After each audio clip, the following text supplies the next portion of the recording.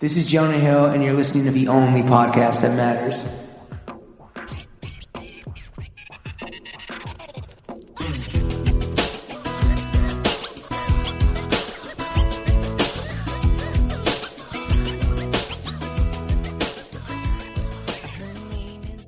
Throw Gang, we are joined by the princess of the pen, the witch of the written word. Life is a YA, I want to read it all night long. The queen regent of romance, boss bitch of the bestseller list, the printing press empress, the teen whisperer, queen of kawaii killers. She's 2 for 2 with bestsellers. You can't even get a tweet off, you bitch.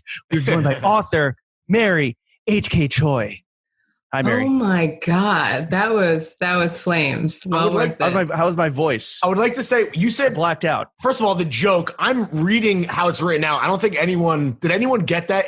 James said life is a YA. Yeah. So life is a young adult. So life is just a young adult. Not a young adult. The song novel. is "Life is a Highway." No, I know. I want to ride it all night long. But you're just saying that life is a young adult. And he wants to ride them all night long. But I want to say life is a YA novel. I was going to get to the second half, Mary. Don't spoil the back nine there. Don't fucking. I've been working on this all day. All right. All day. You did this 10 minutes ago. No, I have 3 pages of questions, but the intro actually takes the longest. And I was like, what rhymes? What's YA? Like, what's a word that starts with a Y or ends in an A? But it kind of rhymes with highway.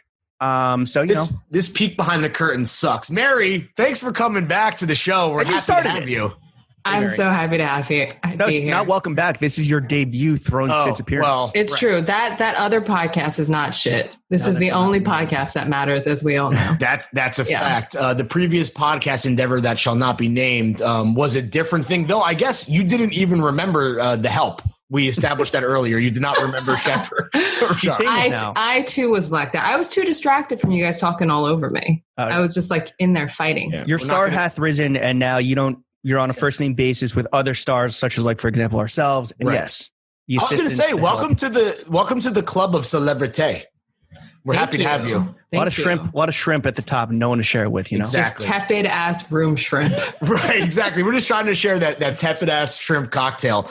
Nice. Mary, the same thing that is going to happen this time that happened last time on that shittier whack version of the show, even though it felt really special in the moment. I should say that is the fit check, and you can start top down or bottom up. The choice. Why do you guys give the choice? Because see, test. I feel like the entrapment aspect of this is pure ops already. Oh, you're calling us the narcs. All right. I'm just saying, obviously I'm going bottom up, but I don't really like this presumption. This is the surveillance state that you were lamenting earlier. Well, what is America if not freedom of choice, right? So, like, but this is a false choice. Ergo, it's truly America. You reject the premise of the choice. I do. Exactly. This is the most American thing possible. There is no choice. So would you does not exist. So would you like to completely destroy the paradigm? Would you like to pop a wheelie on the zeitgeist and just like call out random things in no particular order? Is that what you're saying? God.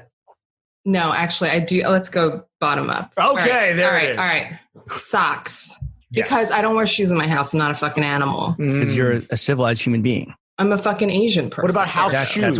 That's what I meant. But James has house shoes. He's Asian as well. It's true. I mean, we talked about this I'm kidding. I was going to say, honestly, if we did, news to me. I don't remember anything. No, okay, so house shoes, I fucks with a good, like the wicked good sheepskin mids, the LL Beans. They look like baked potatoes. I have them right here. The baked potato 3, the fully loaded 3s. Yeah, the fully loaded 3s. The pumpkin spice 2s.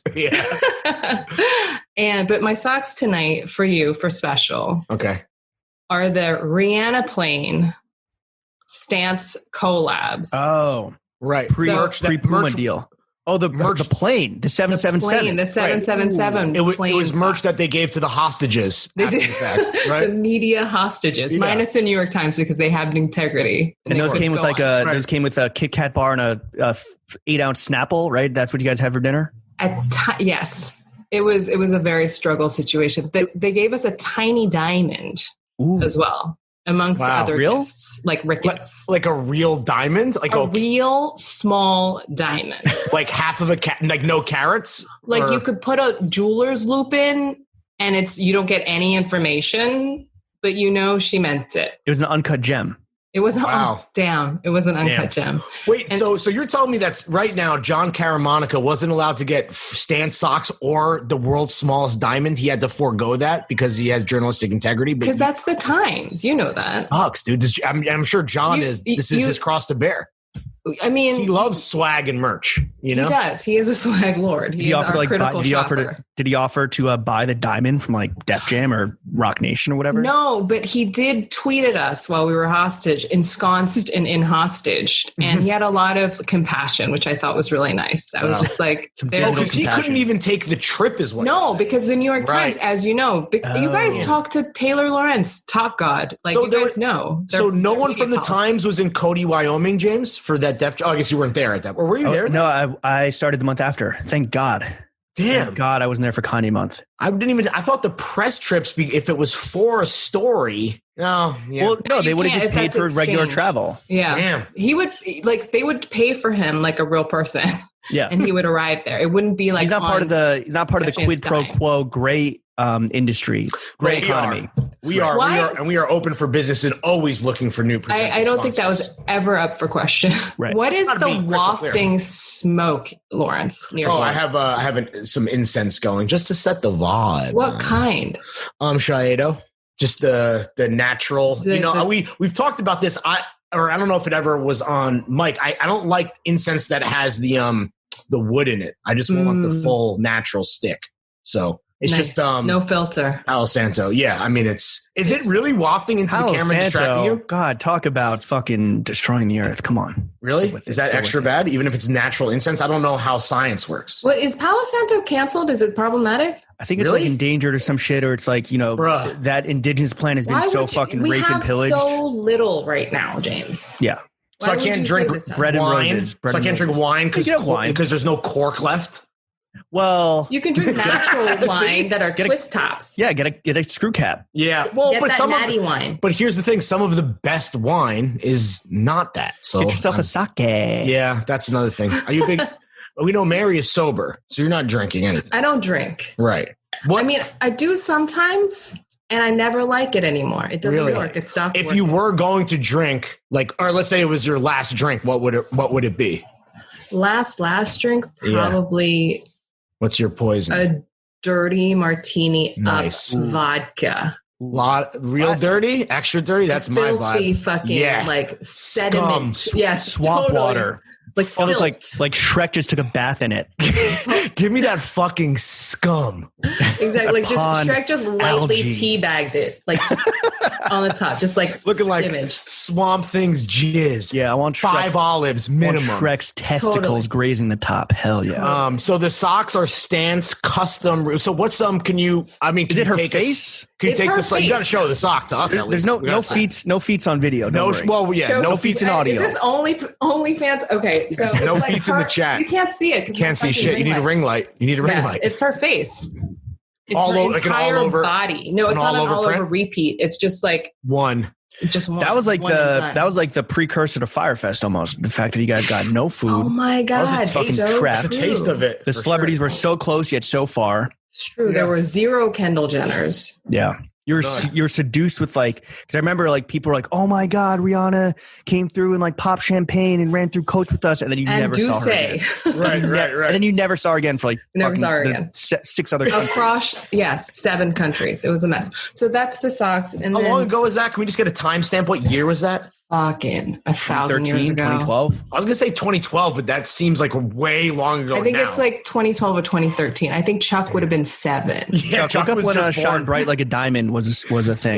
Yeah. That's exactly when Carlos Jr. was just a twinkle and Carlos Sr.'s nutsack, you know? Exactly. Just a mischievous little fucking grin. Just a bro in the scro. Right. And working our way up now from the Rihanna specials. I have Sweats, Pure Beauty. Do you know that brand? No, but please put us on. Skincare? Put us on. No, it's a weed. It's a weed haberdasher. And you bought sweatpants at the weed store?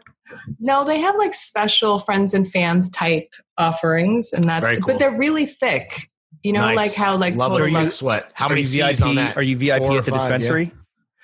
Certain ones amongst friends. But you know how Total Luxury Spa has those really thick Like it's like that, where it's like that rough cotton, almost like a tweed feeling. Shout out Total Luxury Spa. Shout out Hassan.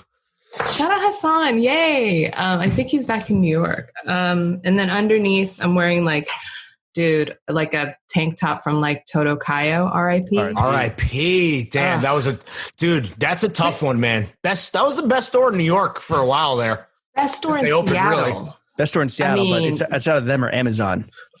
Yeah, that's the thing. But like that hurts my heart. And wherever Frazier got his coffee, you know what I'm saying? Might hear some more about Toto Kayo on next week's episode. Oh yeah, that's actually, you know what, Mary? You didn't know you did this, but you just helped us kind of quadruple backflip into next week's episode. We'll leave it at that. But oh my god, I can't wait. Yeah. I can't wait. It'll be free. You don't have to sign up for the Patreon until October. Yeah, that's fucking free for all the until that adult novel advance hits. The soiled masses, the gutter snipes. The most fucked up thing about being an author for real is you get paid in these checks, and then it's crickets for like a year and a half. and as a published author, as the only other published author, Lawrence did a photo book. First of all, we call them from his friend Kevin. We call them picture books. It's for children. That's it. Well, you get that advance up front, and then you got to be real responsible with that money. Which I wish I could go back in time and say, hey. Which it sounds like, Mary, you are responsible with the money in that you have socks from 2012 on. That's true. Very frugal. No, I mean, first of all, I fucking am, and second of all, what you COI, do, child of immigrants. That, but also unlike Lawrence, I keep writing books, and so I do keep consistently getting large checks. I'm what they call a one-hit wonder. You're prolific. Actually, you know what's weird? I was been thinking about this.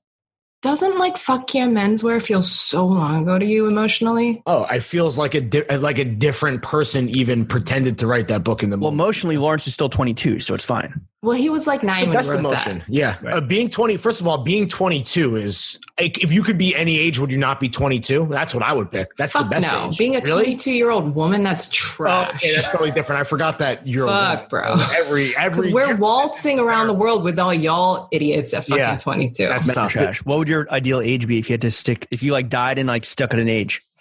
You know what? I'm not even fucking kidding. 40 is a good ass age. 40. Yeah. And I know that the drop off is going to be precipitous because like as an Asian person, you're just out here looking taut. Yeah. Then, yellow don't mellow. Right. Like Asian don't raisin. Yep. But you go from that to like a gnarled, like just fucked just up a rock. Yeah, like a fucking rock. Exactly. Right. Just like the most like just crooked ass fucking. Get those fucking moles that have one giant long hair. Totally. Like everything's just a grimace. Yeah. But I'm excited for that. Just fucking hunched over, just pushing my little cart, you know? I'm excited to be a fucking crank old Asian man. Totally. So like that's coming. But the thing that's fucking crazy, how old I know you just turned 34. Who? You. Yeah. And then how old are you, Lawrence? I'm 33, about to be 34 in April. Okay. The next 5 years are so fucked up. For who? Both of you. How so? Based on your experience? As a man? Because Mary, I'm a white man. So, just to be clear, I'd like to just say this on record. I'm good. All right. Yeah, he's het unfortunately. Cis. No, he's white. And also married to a beautiful person. Yes, like that continues to be hilarious. Hey, listen, you don't need to fucking tell me. Will you know that you've made it when one of your books appears on her IG story because she's become a bookfluencer? She prefers voracious reader because it's really more about the love of the game and not VR, politics. Right. It's like the journey and less about like the destination. The real books are the friends she made along the way. Exactly. Wait, can you say why the next 5 years are going to, or 5-6 years are going to be the worst for us, just generally speaking? Not prepared for how much you'll age specifically in the next 5 years. I think James, we've talked about this before. I think, and listen, I love James. I only have good things to say about him for the most part. With that said, in front of the paywall. Preface. With that said, he is a absolutely self-absorbed, superficial, skin deep narcissist. And he's you have to be when you're dating in 2020, right? Because again, it's all image. Yeah, dude, what's going on with that? because you ended a thing or a thing ended near you. Yeah. Oh, did you hear about that on the other podcast? When's this gone? Because apparently no, I'm just kidding. Yeah, no, I'm currently single as a Pringle. You know, I don't really know what dating is like in quarantine. But you take care of yourself. You do I don't. The joke is that I do like no grooming. We just had the revelation that I use the same beard trimmer on my face that I use on my balls. So clearly, but that's like literally fucking everyone, right? Like, thank you. Everyone is a lying piece of shit. That's a 22-year-old. That's a 22-year-old satisfaction. That's a 22-year-old move, not a 33-year-old move. Do you have a dedicated one for your balls and a dedicated one for your beard? James You're a does. liar. Me? Yeah, but I also just had to get the beard joint because this is all new. Right. Chef too. Right. Not just for his balls, but also his asshole. Wait, James, are you terrified of aging? No, but I'm definitely getting more grays. But I think that's good. Again, that's distinguished, though. That's another double standard for men. Right, and also women. James, you kind of have that like man, child, adult boy thing. Like and boy, so yeah. if you get gray, that does actually look good for you. But I'm just saying, you'll look so cute until you're 37, 38, and then shit just begins to happen. Is it because is that why guys in their late 30s all of a sudden yo, I'm into fitness now? Exactly. Right. And it's so tragic. And you're like, what is happening? And then like, I don't fuck with dairy no more. All that stuff. Right. And you're like, That's oh, hubris. okay. Yeah. Well, I went on a 9-hour bike ride today, so I think I'm good. Like things like that, for example, they'll say, and you'll be like, oh, yawns. Get ahead of it. Yeah, exactly. And then 7 p.m. It's time to go to bed. Wait, sweatshirt is literally, again, my frugal nature. I think it's like an 8-year-old American Apparel all cotton crew neck. Damn. You cop at a House and Street, chilling on the bench. Little bumps outside of pianos. Circa Charney. Yeah, I was gonna say, was that copped from an OG establishment, correct? I would imagine. No, I mean 8 years ago. The bench was a fucking long time ago. 8 years ago, you were on the Rihanna plane, so maybe the sweatshirt. That's what I'm saying. This is like sweatshirt older, so like the North 6 location. Yeah, exactly. It's like circa that. Okay. Yeah. When North 6 was, it had like when we still had brick and mortars. Right. When Williamsburg was still cool. Yeah. Yeah. Which, honestly, unless we forget American Apparel, brick and mortar, that's just a box for sexual harassment to happen. And really, when you think about it, true. It's like lest we forget, Mary, for real. Thank you for the tee up with the sexual harassment. Lest we forget the panties. Yeah. What are the panties and bra, if any? Wow, you really are a transition god, bro. I got to give it to you sometimes. God. Like so many respectful women on the show, Gap. Yeah. That's a sauce.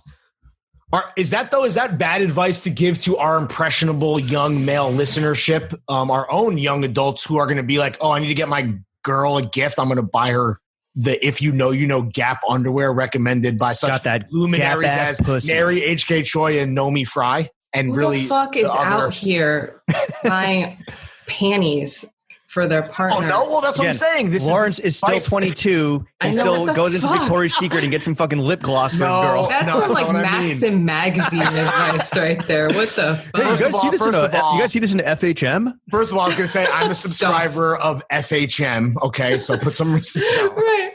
I don't know. I'm just there's impressionable young men out there. Are you rocking the Gap Yeezy panties? Yeah. No, come on now. Mainline, after today's regular? flame out. Have you just been a Gap girl for years? Is that just like the go-to? No, I like dabbled in other things. Like you kind of go on this like tangent where you're like, I'm going to invest. And then you're like, the fuck am I doing? It's literally underwear. You know what Gap should do is they should really remix WAP.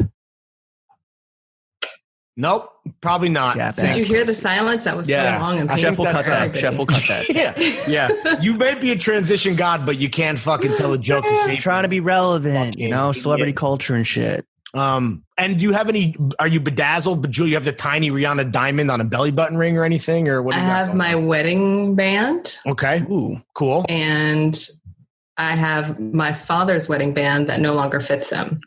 Does he have gout? Yeah, what's the deal? Actually, he literally has gout, and now you're an asshole. He's a gout chaser. This is the second week in a row where a guest has either had gout or been gout adjacent. Yeah, I mean, that used to be chasing. That used to be like the thing of like emperors, right? You had to be rich. Or when you went rich guy shit. When you went on a cruise and only ate shrimp and wine for 6 days. Right. Exactly. And now rich guys look like Jeff Bezos. He looks like terror. He looks like shit. He's all, he's in shape. If he's the richest guy, he should be fucking the fattest guy, right? Well, no, because now it's all about that whole like stoicism endocrines shit. are eating from the babies. Yeah, they're like IF. No, they're not.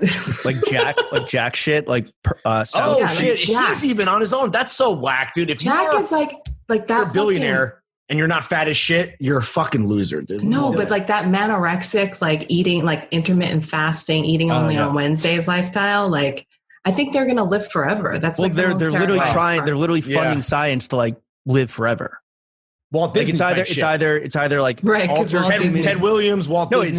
It's either freeze yourself, upload your brain to the computer, to the mainframe, or what happened to the thing with the young blood, like literally siphoning off the blood from young people and like. I think that's from a vampire movie. No, that's deadass. That was like a thing. No, it was a joke on what's the show, Silicon Valley, because it was like a thing. Yeah, because it was a thing for a while. Yeah, totally. It's like some like plasma. Yeah. Whatever. It's called the 1,000-Year Foundation. Like there's an actual like think tank that is like dedicated to figuring out how to live forever, that all these rich fuckos are funding because they want to live forever. Imagine if it's just a world of like these fucking assholes though. That would suck. I feel like I'm in it with my white co-host. It's trash. Oh, hold on. Yeah. Okay, fucking pump the brakes. But I was going to actually ask politely, can I ask Mary one more Johns-related question before we complete the fit check and move on, and I throw the whole show over to you and you do your thing? Thank you. Can I have your – yeah. You cool? Yeah. So let's talk wedding bands real quick, and I'm only asking this, Mary, because you mentioned yours and your dad's, and I get questions about this as the only married guy on this podcast, just like I'm the only desirable person other than exactly. me. Right. Guys always ask me for like wedding band stuff, and like I know that most dudes know that like titanium like ones are fucking corny, but what does your dad have, and what would you recommend for a guy to get? What does your boo thing have? What do you My partner does not wear a ring. Really? Mm-mm.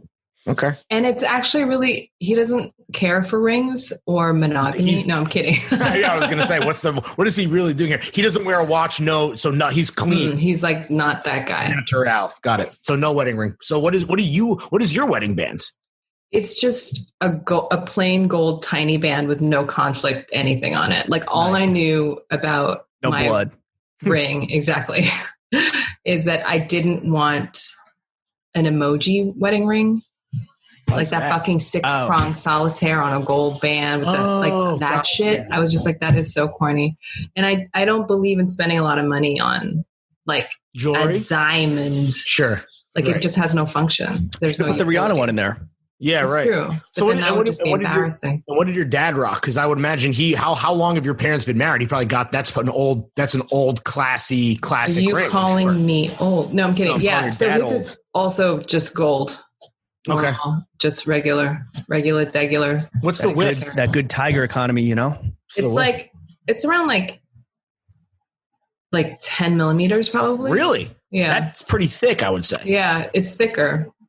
What I would recommend, if anyone out there wants to cop what Larry, aka John Legend, has, I have a 5 millimeter platinum round band.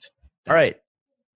Now that we've lost thanks, Mary, the lion's share of listeners because Lawrence had to talk about fucking wedding rings for 6 minutes. People have been which no one cares about. 6 people have asked you. The 20 million that are you actually seem really bitter about million. The breakup, James. It's not that. I'm in charge of biz dev, right? And so I'm trying to juice the numbers. And Lawrence tossing in a fucking dud. We've each thrown a fucking dud now. So that's 2 duds before we even get to the 3 main subjects of this podcast. Yeah. Which, Mary, as you may or may not know, it sounds like you know, 3 main subjects of this podcast, the only podcast that matters, despite what these other podcasts might claim, are money. Lawrence. What? No, you got to say money. I said money. Ka-ching. Meats and cheeks. And we're off to a rough start here. And most importantly... The goddamn motherfucking boys. Wait, what do I say for meat and cheeks? Am I supposed to say something? I don't know. I don't think so. Make that noise. Dating. Sex and dating. Sex and dating. Fucking. All right. We're going to start with ourselves. The most important and compelling topic, and hopefully regain some listeners, even though they've tuned out or fast forwarded through the wedding band talk. So Mary, the last time we were texting before this, the last time I texted you, you were writing an Ian Connor profile for Complex Style. And you gave me his number. I asked for his number, whatever. So my question is, am I canceled? I think you canceled both of us with that statement. Like, why would you begin that? I thought we were getting out of the duds into that. Like, I think dry snitch, bro. That's dry snitch. You dry snitch, and also like kind of like prehistoric dry snitch. Like, what year was that? If we were on the Rihanna plane in 2012, when you did exhumed? This was probably doing some shit on like the Cool Teens or whatever, or King of the Youth. The King of the Youth, yeah. K-O-T-Y. No, I mean that was a long time ago, and. Do you scrub? Do you try to scrub that from the internet? Like, is that what you're? No, I just let the internet rock. I make mistakes, and I can just make my amends. Nobody's shooting 100% from the field besides the goddamn motherfucking boys. So, like, you can't hold people to that standard. People slip up every now and then. It's true. We're mortal.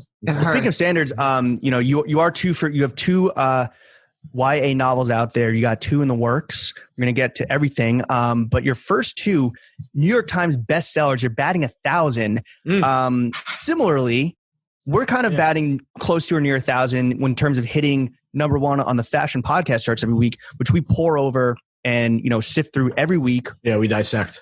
Do you pay attention to the charts when you put shit out? Do I pay attention to the New York Times bestselling list when I write a book? Yeah. Yeah. Is that like a huge concern of yours? Yeah. Absolutely. And I know how ridiculous that sounds because I'm out here complaining, being like, I'm worried that I'm not going to be the best, because you just sound like an asshole when you say stuff like that. But seeing as you guys also fly so close to the sun, like, of course you worry about it. It's the shittiest thing to lose, right?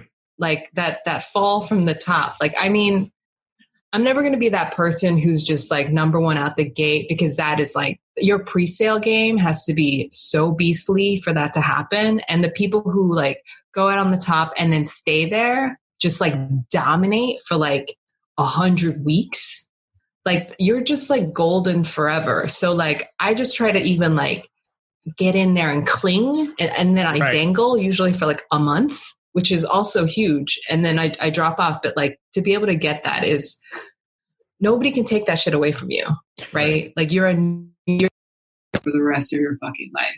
You almost resent the fact that you had, like, you set the bar so high so early in your career. Now you have to like continue to like best yourself. Now the keep the momentum going. Like, you want it, but like now, like you said, like God forbid you lose it. Where the fuck do you go from there, right? Right. I mean, because God forbid you're out here being like, oh, it's just a privilege to be nominated. Because like, I mean, I just would cry forever and I would hate myself. And I'd be like, what's the point? You have to win. This is what came from your time with DJ Khaled ghostwriting his book. Yeah. Exactly. Have to win. And that was also a New York Times bestseller. So number 1. Yeah. I mean, some of it's securing the bag and some of it's securing the emotional bag of needing that little bit of like, just a hit of morale. Are you competitive? No, that's a lie. Like you're competitive against yourself though?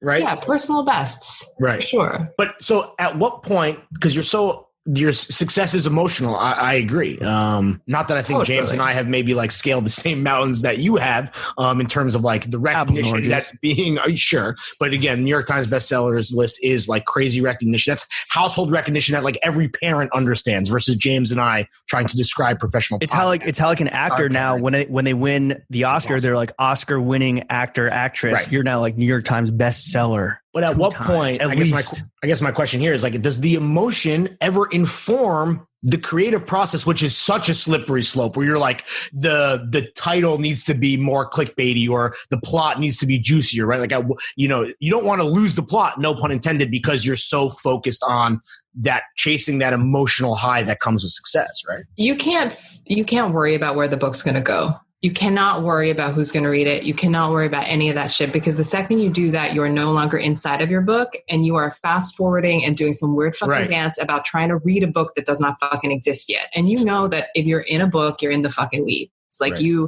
it's like looking at a picture up so close that it's all just like scattered pixels. Like you don't know what's going on. So the numbers come into play the second that you hand in the draft, right? That's what you're saying? Okay.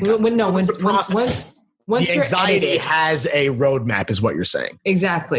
And then the self-loathing can begin about all your like imposter syndrome and all that shit. Like once you're worried about it hitting, but until that point, you cannot come out of yourself and worry about what you look like, because you'll be fucked up forever. It's kind of like when you know how, James, when you like are on Instagram too much. Yeah.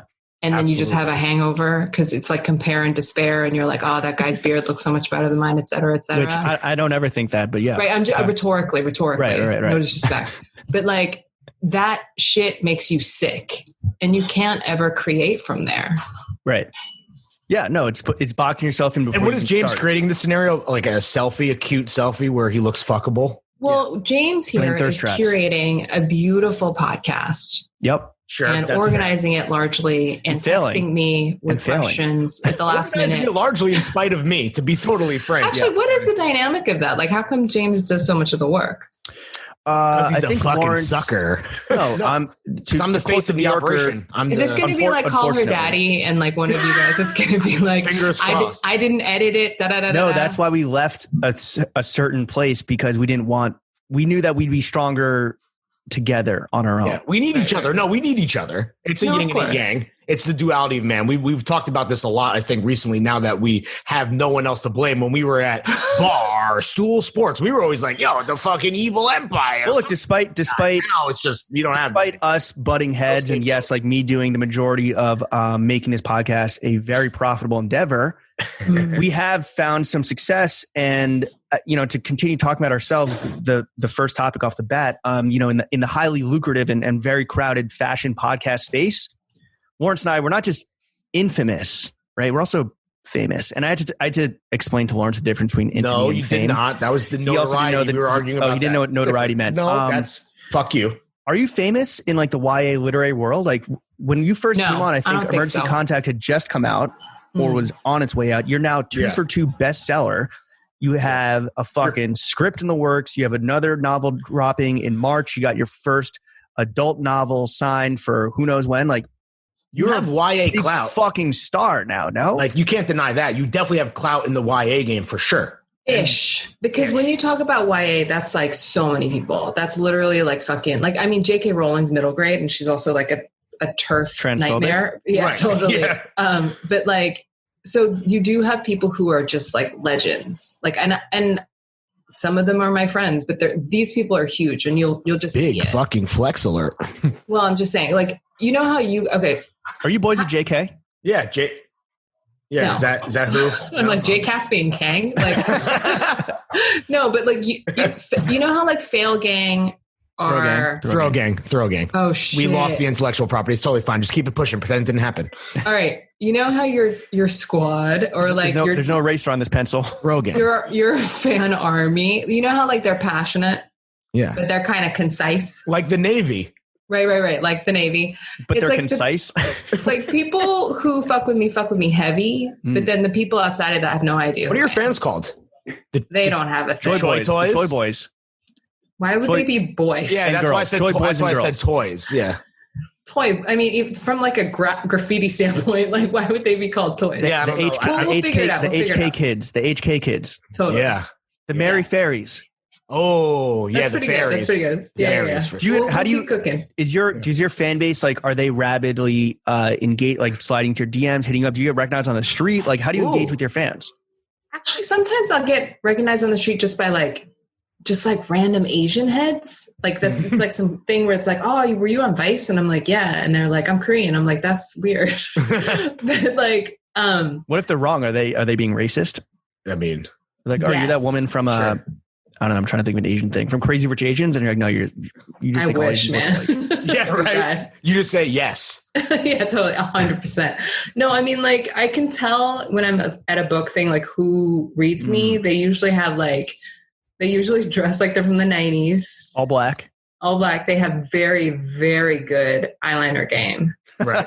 Gang. Right. And so, like, the people who fuck with me, but it's not like everybody. Do you want to be famous? Yeah. Would you want to be stopped in the street for like selfies more often? Because like I can't lie, it's a massive ego stroke when it happens for like James and I. Maybe once every couple months, maybe once a month if we're lucky. Depending on how much you walk past like certain areas and sure, exactly. Doing laps around 316. Fucking Nana Mika like laps. Sure. Hey, you going into 18 East? Yeah. Do you? Know me? Hold the door for you. Yeah. No, I mean, I don't think so. I really would rather be super rich. I would so much rather be stealth rich. That's like where people, that's the East Asian in you. Well, no, when it's like people in the industry is like, oh shit, nah, nah, nah, nah, nah, nah, nah. Like I want people in my lane to want me dead because they're so filled with envy. Okay. But I don't want to be known beyond that. You can't eat clout.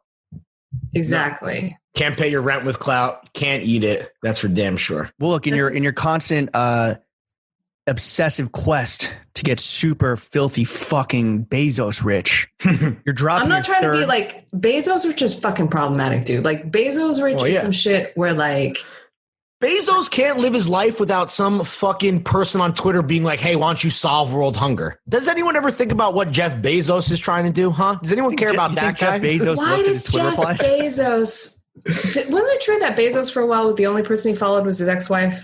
Yes, for sure. That was true. Sounds like a fucking simp. That's like it's like the last 10 minutes of the fucking Facebook movie. Documentary. Like, the documentary, The Social Network, you mean? Yeah, exactly. The famed documentary scored by Trent Reznor, The Social Network. Trent Reznor and Atticus Finch. Atticus Finch, it's true. Beg my pardon. And so the last 10 minutes of that, I mean, it's like, and even like Zuck being like, oh, I'm suing like literal indigenous people because I want this private island to be more private. I'm just like, motherfucker.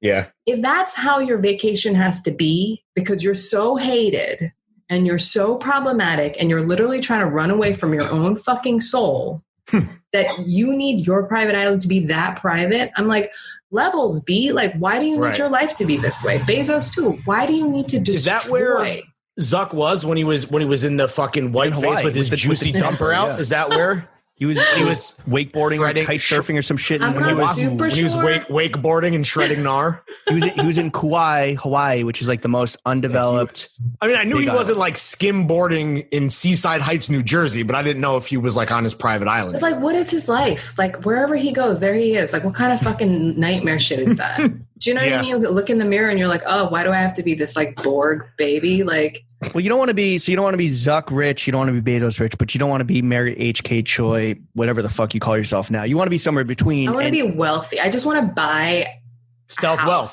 Stealth wealth. Exactly. Yep. Okay. In your quest. Surveillance wealth. In your quest to acquire this wealth, you're dropping your third, Mary, I'm trying to set you up to plug your shit. Oh, thanks. Dropping your third YA novel called Yoke. In March, 6 months from now. Is this the first of all? Is this the start of your like press run for Yoke? Oh yeah, are we the start? Yes, inaugural press run. Damn, because my core audience and the overlap with your Patreon subscribers, it's like it's not two circles; it's just one. Yeah, right. Like the Venn diagram is a circle, and it's as robust as Zuck's dumper. Exactly. What's this fucking book about? Because I saw Gian post it, and I was like, "Yo, can you give me a 2-page book report before end of day?" And he said, "No." I know because I know for a fact you guys are such fuckers. Like you invite me onto your show. You're like, hey, what kind of movies are you banging? Da da da. I'm like, fully, I'm an author. Are you ever going to read a book? Like, my God. No. I have hard enough time keeping up with the New Yorker's Talk of the Town. Just the Bible. Just the good book. Just me and Ye. Right, exactly. Just the Bible quoted by Ye. Also, someone brought up a good point. The motherfucker quotes the King James Version. What kind of colonial ass white people shit I know. is that? Like, it's a bad. I mean, that's the thing with Ye, right? Like even when he's like born again. That's how I see him now, right? He is. And I'm not trying to steal, and we don't need to talk about Kanye because we're going to talk about Mary. But the way I see it is like, and I'm not trying to take this, his religious experience away from him. But the way that it appears to me, an outsider, is that he is just his fucking version, the Calabasas Def Jam version of a born again. That's like what it is, right? It's the corniest of the corny. Just Lawrence, ripping the church from the black man. You fucking. Well, I just it's like. I mean, it's like the classic. He likes Osteen. Him and Joel Osteen are they're boys, right? That tells you everything you need to know. The shit is just kind of weaponized, and it's like convenient, and whatever. I don't really know what's going on with it. It just bums me out. Like honestly, it's about the bottom line for him. He's made that very clear. But you know what it is? It's like if you get to be a certain age, it means that for a while you loved Kanye with all your heart. You know what I mean? Like I love it. Yeah, I gave everything for this man. Heart, brain, loins. For exactly. real. But like, and so now it's kind of like fucking heartbreaking. It's just like the worst. It's the worst. And people in our like age group, I think, were the had the hardest time letting go. And I think for a lot of us we're kind of just like, all right, Kanye canceled. For a lot of us, because it's like, I mean, and it's just sad. And it just makes me think about like, yo, I'm still sad that Donda died. You know what I mean? I'm just like that. To me, that's like, I'm like, God, like that from then on, I'm just like, it's heartbreaking. So about my third book. Yes. Give us the elevator pitch the fuck out of us, dog. So it's tweet length. All right. Like extendo tweet length or tweet classic? Tweet thread. All right. I'm just going to take a picture from my memos about what this book is about. Can you screenshot a PDF, just every page, and just tweet it out, please? And then you pissing on your like Peabody Award or whatever. Oh, that'd be rad. No, I mean it's about two people living in New York, two sisters who are forced to swap identities because one of them has cancer and doesn't have health insurance. So it's like a sad parent trap. It is a sad parent trap. And there's also a lot of stuff about addiction, like self-harming with, like sex and eating disorders. So, self-harming sex? Like sex harming. Wow. Self-harming just with other people. So like putting yourself in just like horrible compromising situations. Yeah. Just like which the masochistic. Oh, for sure. 34 years. The masochistic version of that, or masochistic nature of that. Totally. Like blunt force trauma. So it sounds like a real nice, quick beach read. Yeah, totally. So I thought it was really perfect for 2021. Right. Yeah. Just to kind of, that's what we need. The palate cleanser that we need coming into early 21. It's kind of like an amuse-bouche. It's like a foamed melon soup, chilled. Some nice tomato water. Yeah, exactly. It's very, but it's kind of it's a hopeful message ultimately. It's just like being young in New York is deeply fucked up. How old are these characters? They're in their early 20s. Okay. So, I mean, that's a big through line of this whole podcast is like we talk about our experiences being young in New York or early 20s, mid 20s, late 20s in New York. And hopefully like passing along lessons that we've like Chef here just turned 25. Yeah. It's crazy. Chuck here just turned 20. I don't know. What are you, Chuck? 6. 26. You're turning 27. Yeah. He's entering his genius year. Yeah. It's weird. I mean, but you've been here your whole life, so it's kind of different. Yeah, I agree. Yeah, I know where to like the good places to PR. Exactly. That Dwayne Reed used to be a fucking, I don't know, whatever. Yeah, you know where to take a nice, bothersome free shit. Yeah, that Dwayne Reed used to be a Chase Bank. Circa quarantine, you can take a shit anywhere. Oh, yeah, I guess you're right. I was in fucking literal, like Midtown, and someone was deucing it up like right in the middle of the street. Sure. Like it was like New York classic. Right. I was also walking around. It's the old New York. It's the old New York. Everywhere. Nature is healing. No, it's like, and fucking, I was in the East Village and like I turned a corner and someone just fucking straight shot up something like right. Like, and I was like, oh my God, really though? Like, I mean, get it how you live. Wild. You know what I'm saying? Shit. Al fresco. Right. So is it al fresco drug use is the best kind in my experience. Just, how outdoor dining. How European of you, sir. Exactly. So it's not a romance, which your first two books were about, but more about like a relationship of sisters trying to like survive the fucking totally dizzying highs and terrifying lows of New York in their early 20s. Exactly. It's that whole thing of like that schism between like what you think it will be like and what it actually feels like. And that whole thing of like almost getting the thing that you wanted and not having that sort of like dopamine hit last for longer than a second. The IG expectation versus reality. Right. Exactly. What Fashion Nova looks like on like ads and like what it might look like. This is the compare and despair that you referenced earlier, which I believe should be the title of this episode. This is kind of like what you ordered online versus how it looks when it arrives. Yeah. I don't know how to ask this question, but you wanted to talk about it. Or I didn't know what the question was to ask, but is the eating disorder that you mentioned in the book, is that drawn from personal experience? Totally. So I am recovering bulimic. Okay. And that's just been like the way I've been since I was little. Like I've like super young. I mean, the thing is, it's like, that's the dark side. Right. Like dudes, it's like, if you're into fashion, like when you're young, and this is only from my personal experience, like you do ingest so much about what like a beauty standard actually is. Right. And like, I grew up back in the day where like, it was like, like storm models, like freaking Kate Moss, like heroin chic shit. Yeah, exactly. The worst of the worst. CK1 ads, like that whole thing. And fucking like stick arms, not to body shame. Yeah. I mean, that stuff did infiltrate. And that definitely got into a place where I was like, oh, like to be fashionable or to be into that kind of thing, like this is what the ideal is. Right. And this was a time when most of your media or fashion media must have been consumed through magazines. Yeah. Right. And this was like mainstream. This was like the big fucking. They were the number one perpetrators of this. Right? Yeah. I mean, it was like back in the day when like, you know, Condé had money. Hey, no, it's like. Got their ass. No, it's like, you know, you didn't really talk about how much those images were doctored. You didn't talk about like retouching stuff. Like you just didn't know about it. And again, Prada. Exactly. And like, but that's not even just why. Like, I think certain people just kind of get in a sort of headspace where you want to control things in your life by controlling this one aspect of it. And so, yeah, the book talks about that pretty frankly. I mean, the thing is, like, my first book is a romance and it's very sweet, but at the core of it is a story about sexual trauma and trust and anxiety attacks and money. And the second book, it's hugely about, I mean, the second book is like basically like a dude falls in love with a pop star and hijinks ensue, but a lot of it is about student loan debt and credit card debt and how fucked up you feel when you're dating someone who's famous and you're fucking broke.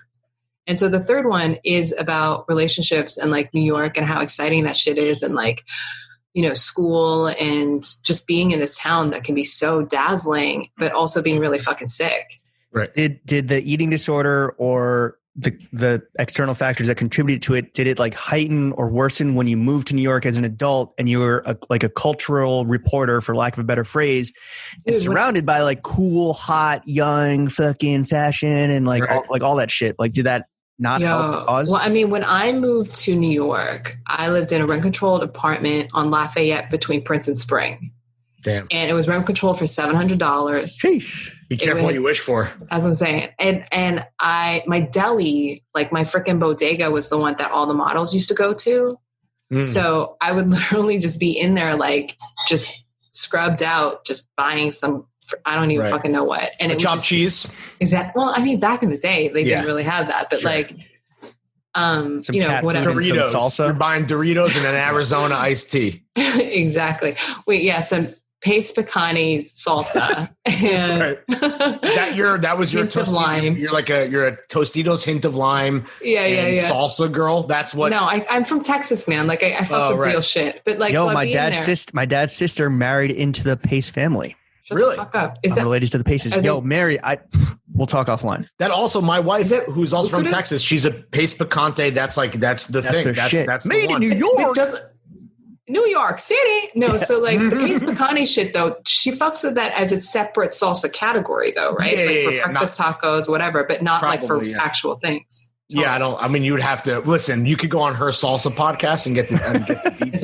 But I just know that's if you're Texan, other regional thing. Yeah, totally. Yeah, so like, yeah, I mean, that's part of it. And then like going to fashion shows, like in the tents, like back in the day, like that was also really talk about having money.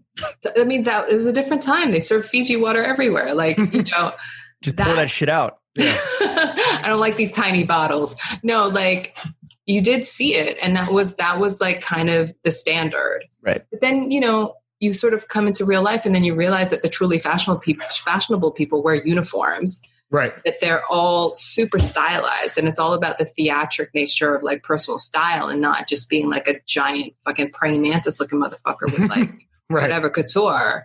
And so you kind of learn about what fashion actually is. And that was like such a different moment for me. And that's when you became goth. Exactly. That's when I became goth and wearing old clothes. Do you ever anecdotally hear from, or at that time, or you hear from guys that experience that kind of stuff too? Like we've had our good friend Jeremy Kirkland, who is on this podcast, who does a great podcast in his own right, Blammo. He talked about like his body image issues, and I feel like that's something that guys who are into clothes specifically, like a lot of them are like in it because of the relationship that they might have to their own body dysmorphia. And I'm wondering if you have like heard anecdotally of guys dealing with a similar thing. I haven't really heard of it. I haven't really asked, you know, it's kind of a personal thing. I don't know if it was something that came up because of like, you know, anything that you had done. There's like a Facebook group for it. Yeah. Right, totally. Just like, yeah. No, I mean, like, it's pretty unsolicited. Like, I wouldn't just be like, excuse me, you look like someone with an eating disorder or should have one, you know? Oh, damn. That's an Anna Wintorism. You look like you have an eating disorder. It's a high compliment. Have you considered? No, it's I love you. You look great. I mean, but you can't fuck around and be like, it would be so fucking inconvenient if like your entire wave was like, I'm health goth speaks to me, and you're just not that particular, you know, physique. Say you're not that morphology. Like, I mean, sure, like you could probably have some eating disorder issues. To me, like, no disrespect, but like certain brands, I'm like, they're all rail thin, and that's the aesthetic. I mean, you know, Celine. It's really anywhere Eddie Slimane has a job. Really, anywhere or has ever even grazed past. Yeah, where he's fucking employed. Do you think the recent, I guess I'll call them efforts to kind of like diversify sizing of models or the product itself, do you think that that's a genuine change? And to be honest, like, seems like it would be economically smart because you have more potential buyers. Or do you think it's the same way that we kind of joke about, you know, but there's some truth to it, where all these brands are doing sustainability as a fucking virtue signaling, blah blah blah. 100%. It's a branding tool. So what do you think of like the sizing issue? I think the sizing thing now is fucking awesome, and I think it's genuine. And I do agree with you. I think it's like fiscally and pecuniarily speaking, fucking wise. Like, it's a fiduciary responsible move. Fiduciary, yeah, totally. It's Lawrence, I'll explain the meaning to you. I'm just laughing that you think it's the brand's fiduciary responsibility. Who, the board? The board of directors to make clothes for more people? Look at Fenty. Board. Look at Rihanna. I have the glass half empty. And I'm not saying for everyone, but I always approach fashion, which is notoriously one of the most corrupt fucking scumbag industries. I think that if it's a... Oh, shit. Yo. Damn, fashion cut him off. Big fashion. Lawrence get cut off. The thing, I mean, Lawrence is talking about high fashion, but I think like, and that's why they're all fucking. Wait, Lawrence, you're back, but like we lost you there. And that's fine, but that's why they're getting their lunch eaten by these D2C brands, right? That are like, did my whole rant get cut off? God damn it! Totally. Yeah, so you're like something. I hate fashion. Don't send me any more free clothes. No. And then I don't know what else happened. Wait, no, I'm just saying that I don't believe it. I take the glass half empty. I don't. But that's why fashion is. You don't believe it? I feel like for men, maybe fully. For men, maybe. But is anyone even doing it for men? I don't know. I think that's the weird reverse fashion double standard Actually, that you see in fashion, which is the one place that like people care about men less. Actually, what the fuck? You're such a good point. Like, who the fuck is out here doing like the hardest size? industry to succeed as a straight white male is creatively in fashion, not like as an executive, but that's why Lawrence is a fucking pioneer. I am basically the Rosa Parks of menswear. Is what I'm trying to say, Mary. Wow. Thank you. And what does Kanye West have to say about any activist? What did he say about Harriet fucking Tubman? He calls himself Nat Turner today, so I mean, you know. Oh my God, sorry, I keep thinking about it, but no, I mean, I feel like some of it's virtue signaling, but some of it, especially like that sweet price point, like things that move, like the Fenty stuff, I think is genius. But this is fashion with a capital F is the most hesitant and reticent to change. And that's why they're fucking dinosaurs that are getting their lunch money taken from them, from the D2Cs, from the brands that are like, yo, I know what the actual consumer wants. I'm not stuck in my old racist European ways. Right. And because the couture I'm Robin. I'm going to fucking give clothes to everybody. The couture model is dead. Yes. Like, let's be honest. Speaking of which, how are your DMA boots doing? Are they moving? Fantastic. Has your influencer pair arrived? Yeah. I got seated so long ago. No, like. Yeah. There's eventually they're coming probably hopefully Friday. Thank you. Do you like them? They're really cute. How does that work? Our boy Chris Corrado was like, yo, Jimmy, you want to get lunch? And I was like, yeah, Chris, let me get you drunk and then pitch you on a DMA collab. And then it worked. Beautiful. That's so nice. You're so charming. Thanks. Yeah, he's our former boss. That's the thing that's really special about it, which we talked about a bit. It was a big full circle moment for us because it's a guy that we used to work for that like always fucked with us. But then like for him to like really see the vision, whether he was drunk and was getting an inbound pitch from James or not, like it's a pretty sick moment. Peep this transition. He was our boss at our first like real New York fashion job. And it's so interesting. So I didn't realize this about Yoke is that the energy and the excitement around like being in New York in your early 20s. Did you draw on your personal experience for that? And also, when does this take place? Does it take place when you first moved to New York, or does it take place in like No, 2020? I mean, this takes place now. Okay. But like, someone said that anything pre-March is a period piece. This takes place now, but not COVID. Right. Okay. And so did you draw on your experiences when you first moved to New York and you had that twinkle in your eye, that excitement? I mean, but then you got to understand, when I first moved to New York, this was like literally, let me paint you a fucking picture here. This was like Hervé Leger, bodycon, bandage dress era. Meat packing, sushi samba, fashion night out. Best. Yeah, honestly, it was the FNO. best of times, and it was also the worst of times. Yeah, fucking Jared Leto showing up, like anywhere. Yeah. Fucking Keep Up with the Kardashians just launched. These are like the Olsens, like showing up at like random parties. They rock though. The Olsens are timeless. I'll say that personally. The Olsens are hard body as fuck. They rock. Like what they do to a cardigan, it's just like, I mean, I don't fuck with the Row. That price point is hilarious, but yeah, maybe if you sell some books, then it's true. Maybe if you are a close personal celebrity friend, Jonah Hill, and actually had some real money, you might sing. I thought it was really nice that he came back, and it made me really happy. You guys seem so happy. Yeah, that's one of those things that you like hope happens, but you're like, when it doesn't, I'm not going to be surprised. Who asked him for the drop? I think we all did. I think it was just it was like, yo, there's a few things we got to do. Yeah, right. There's a list here. we have it right now. A podcast, and that's the order priority. We need the drop first and the podcast second. Yeah. No, I figured. That's cute too. It makes me really happy. No, that's definitely our cutest moment, I would say. It's so of Quar. The cutest moment of Quar. If I had to pick one of so many cute moments for the boys, it was definitely that one. It was your Quartus moment for sure. Go hard in Quar. But, so that was the era. And so, you know, the shit was louder then, right? Like literally someone was like, Jay-Z's opening a club. Like this was this era. What was it, like 05, 06? No, this was like the year after fucking 9/11, man. 02. And so it was just a different fucking time. And that's when things did feel so much more like pre-iPhone. Yeah, pre-iPhone. You know who the first person who told me about the fucking iPhone was? Mark Echo. Hell yeah. Our boss. Fuck yeah. Shout out Mark Echo. Mark is a very sweet man. Wait, so when you're writing, did you ever go to the Mark Echo Castle in Jersey? I did not go to the castle. You guys know this? He lives in a literal castle. No, I know. He sold like a fucking like a moat and like a turret. Isn't that streetwear brand Crooks and Castles about Mark Echo's house? No. What? No way. They're West Coast. No chance. Dude, I thought it was like some sort of streetwear skirmish. I thought the whole shit was we're street with the crooks and we're fucking kings with the castles. No, I thought it was that sounds corny enough that it might work. But I think that there was like a subliminal there. But really, maybe. Hold on, Mary. This is Throwing Fits, and we interrupt women, especially when it means that we're about to make money as men who bet that hard-earned money on the gridiron. James, Giants fucking suck. We called it. See, that's the thing, man. Everyone's like, oh, you left blank sports and you don't know shit about sports. You guys are just fucking fashion hipsters. Nope, we called it.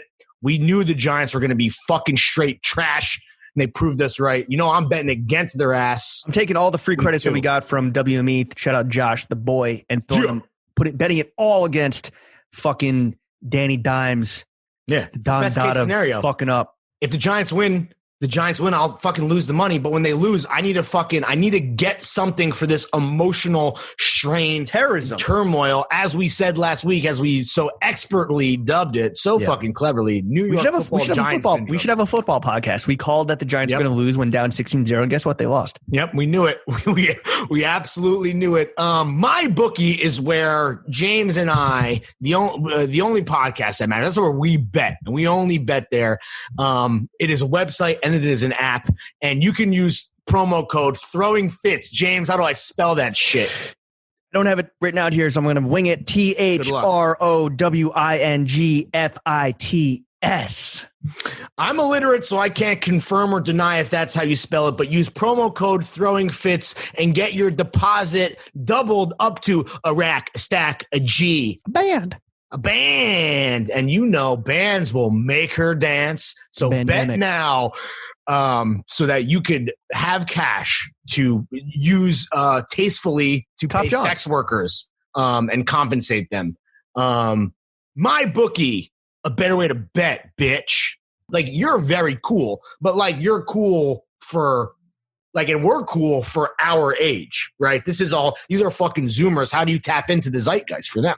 Nothing is more fucking Buscemi with a skateboard backwards cap than trying to talk Zoomer to Zoomers. So I don't do it. Okay. Are you on TikTok all day? No, I'm old. I basically allow the Instagram people to bring me my TikTok in their stories. Like, that's how I consume TikTok. But when it comes time for a reference in the book or some type of like cultural, artifice that people can like, that the reader is going to like, I think you meant artifact, but I don't know. Maybe who's to say? Maybe artifact. True. No, but like, I don't super worry about that. Okay. Like, I'm not. You are praised for being very skillful at naturally weaving social media and shit into your prose. Right, because what's the most douche chill inducing shit ever than like literally explaining a TikTok? Like seriously, like when someone's like, these fucking olds. That fucking thing where you have the shoe and then you kick it off and there's a new shoe, like that does not capture the majesty. Reels. Yes. Well, not reels. No, not reels at all. I have never. Was the shoe thing a TikTok thing before? I've only ever seen. Yes, Lawrence. I sent you a draft. I never posted it, but I did the thing where I turned into Daniel-san from Karate Kid. Come on, bro. You never sent me that. That sounds on the group extremely terrible. It's on the group text. Anyway, sorry. Yeah. So like, I just make them talk how people fucking talk. It's like Superbad. It's like the people that wrote Superbad. Exactly. Seth Rogen and Evan Goldberg. Yeah, totally. Which I rewatched this past weekend. Phenomenal. Great movie. Holds up. Did you know that Jonah Hill and Seth Rogen were roommates?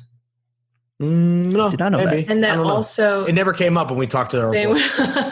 Well played. Have you been seeing Seth Rogen's fucking ceramics? Yeah. Yo, he's so nice with the kiln. Our homie works for Houseplant is the brand. Fuck. Who would have thought? Like, I fucking love that. I think it's sick. It's like a real legit lifestyle play that is so honest and makes so much sense for like the most famous stoner who's not Snoop Dogg and in the moment, Willie Nelson. It's sick. In Quar. Right.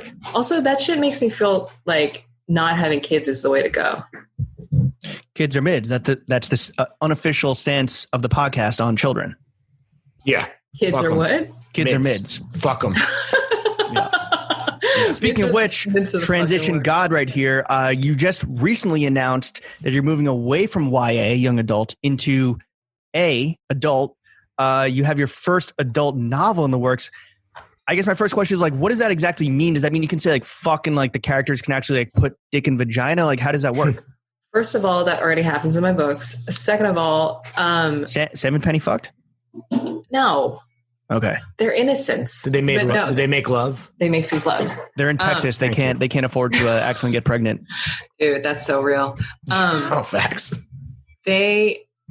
So that's already happening in my books, which is kind of unorthodox for young adult. It's like people try to call it new adult, whatever. Also, I don't like to call it moving away from. I like to see it more as me moving towards, just like abundance. No, I mean, because I'm going to stay in YA forever, but I'm going to do this adult book, and that's coming out in 2 years, and it's called Milk Teeth, and it's about a mother and daughter. And I think the thing that makes it adult is that the shit gets darker than darker than eating disorders, cancer. Yeah. How dark are we talking? No health insurance. I think it's more like it's just more advanced in terms of murder is like middle grade. Advanced mean like complicated or nuanced or like complicated in terms of how you could feel about people and how you're like even something like how your mother could feel about you. Like I think being 17 is already NC-17 as fuck. Sure. But then reading a book about how like your mother's jealous of you, like that shit's kind of dark. You know what I mean? Wasn't that kind of a theme in Emergency Contact a little bit with Penny and her mom? That was more Penny being jealous of Celeste because Celeste was so easygoing. Okay, but Celeste was but she was like the cool mom from Mean Girls, right? Where she's like, "Hey, you guys fucking like." with the Juicy Couture sweatsuit and like the hard tits. And Amy Poehler? Amy Poehler, yeah, okay, totally. right, That was a classic move. No, she's more like the mom in like Gilmore Girls. Fucking crickets. But never heard of it. No, I'm kidding, but I've never watched it. I'm just catching up on the OC, so that's I like the part where you keep pretending like you read this book. That's actually which book? Emergency Contact. I read it. James, I was going to say James. Yeah. I would say he's very convincing. I think he actually did read it. I read Emergency Contact. I think I have not. I'm not going to pretend I have. No, I think after you came on the podcast, I read it. I have not read Permanent Record, but I did get cliff notes from Jean Lian. Yeah. When did he start? When's his job starting? It started. When's his book club starting? Because apparently. Well, he's on book flow team. I mean, maybe that's true.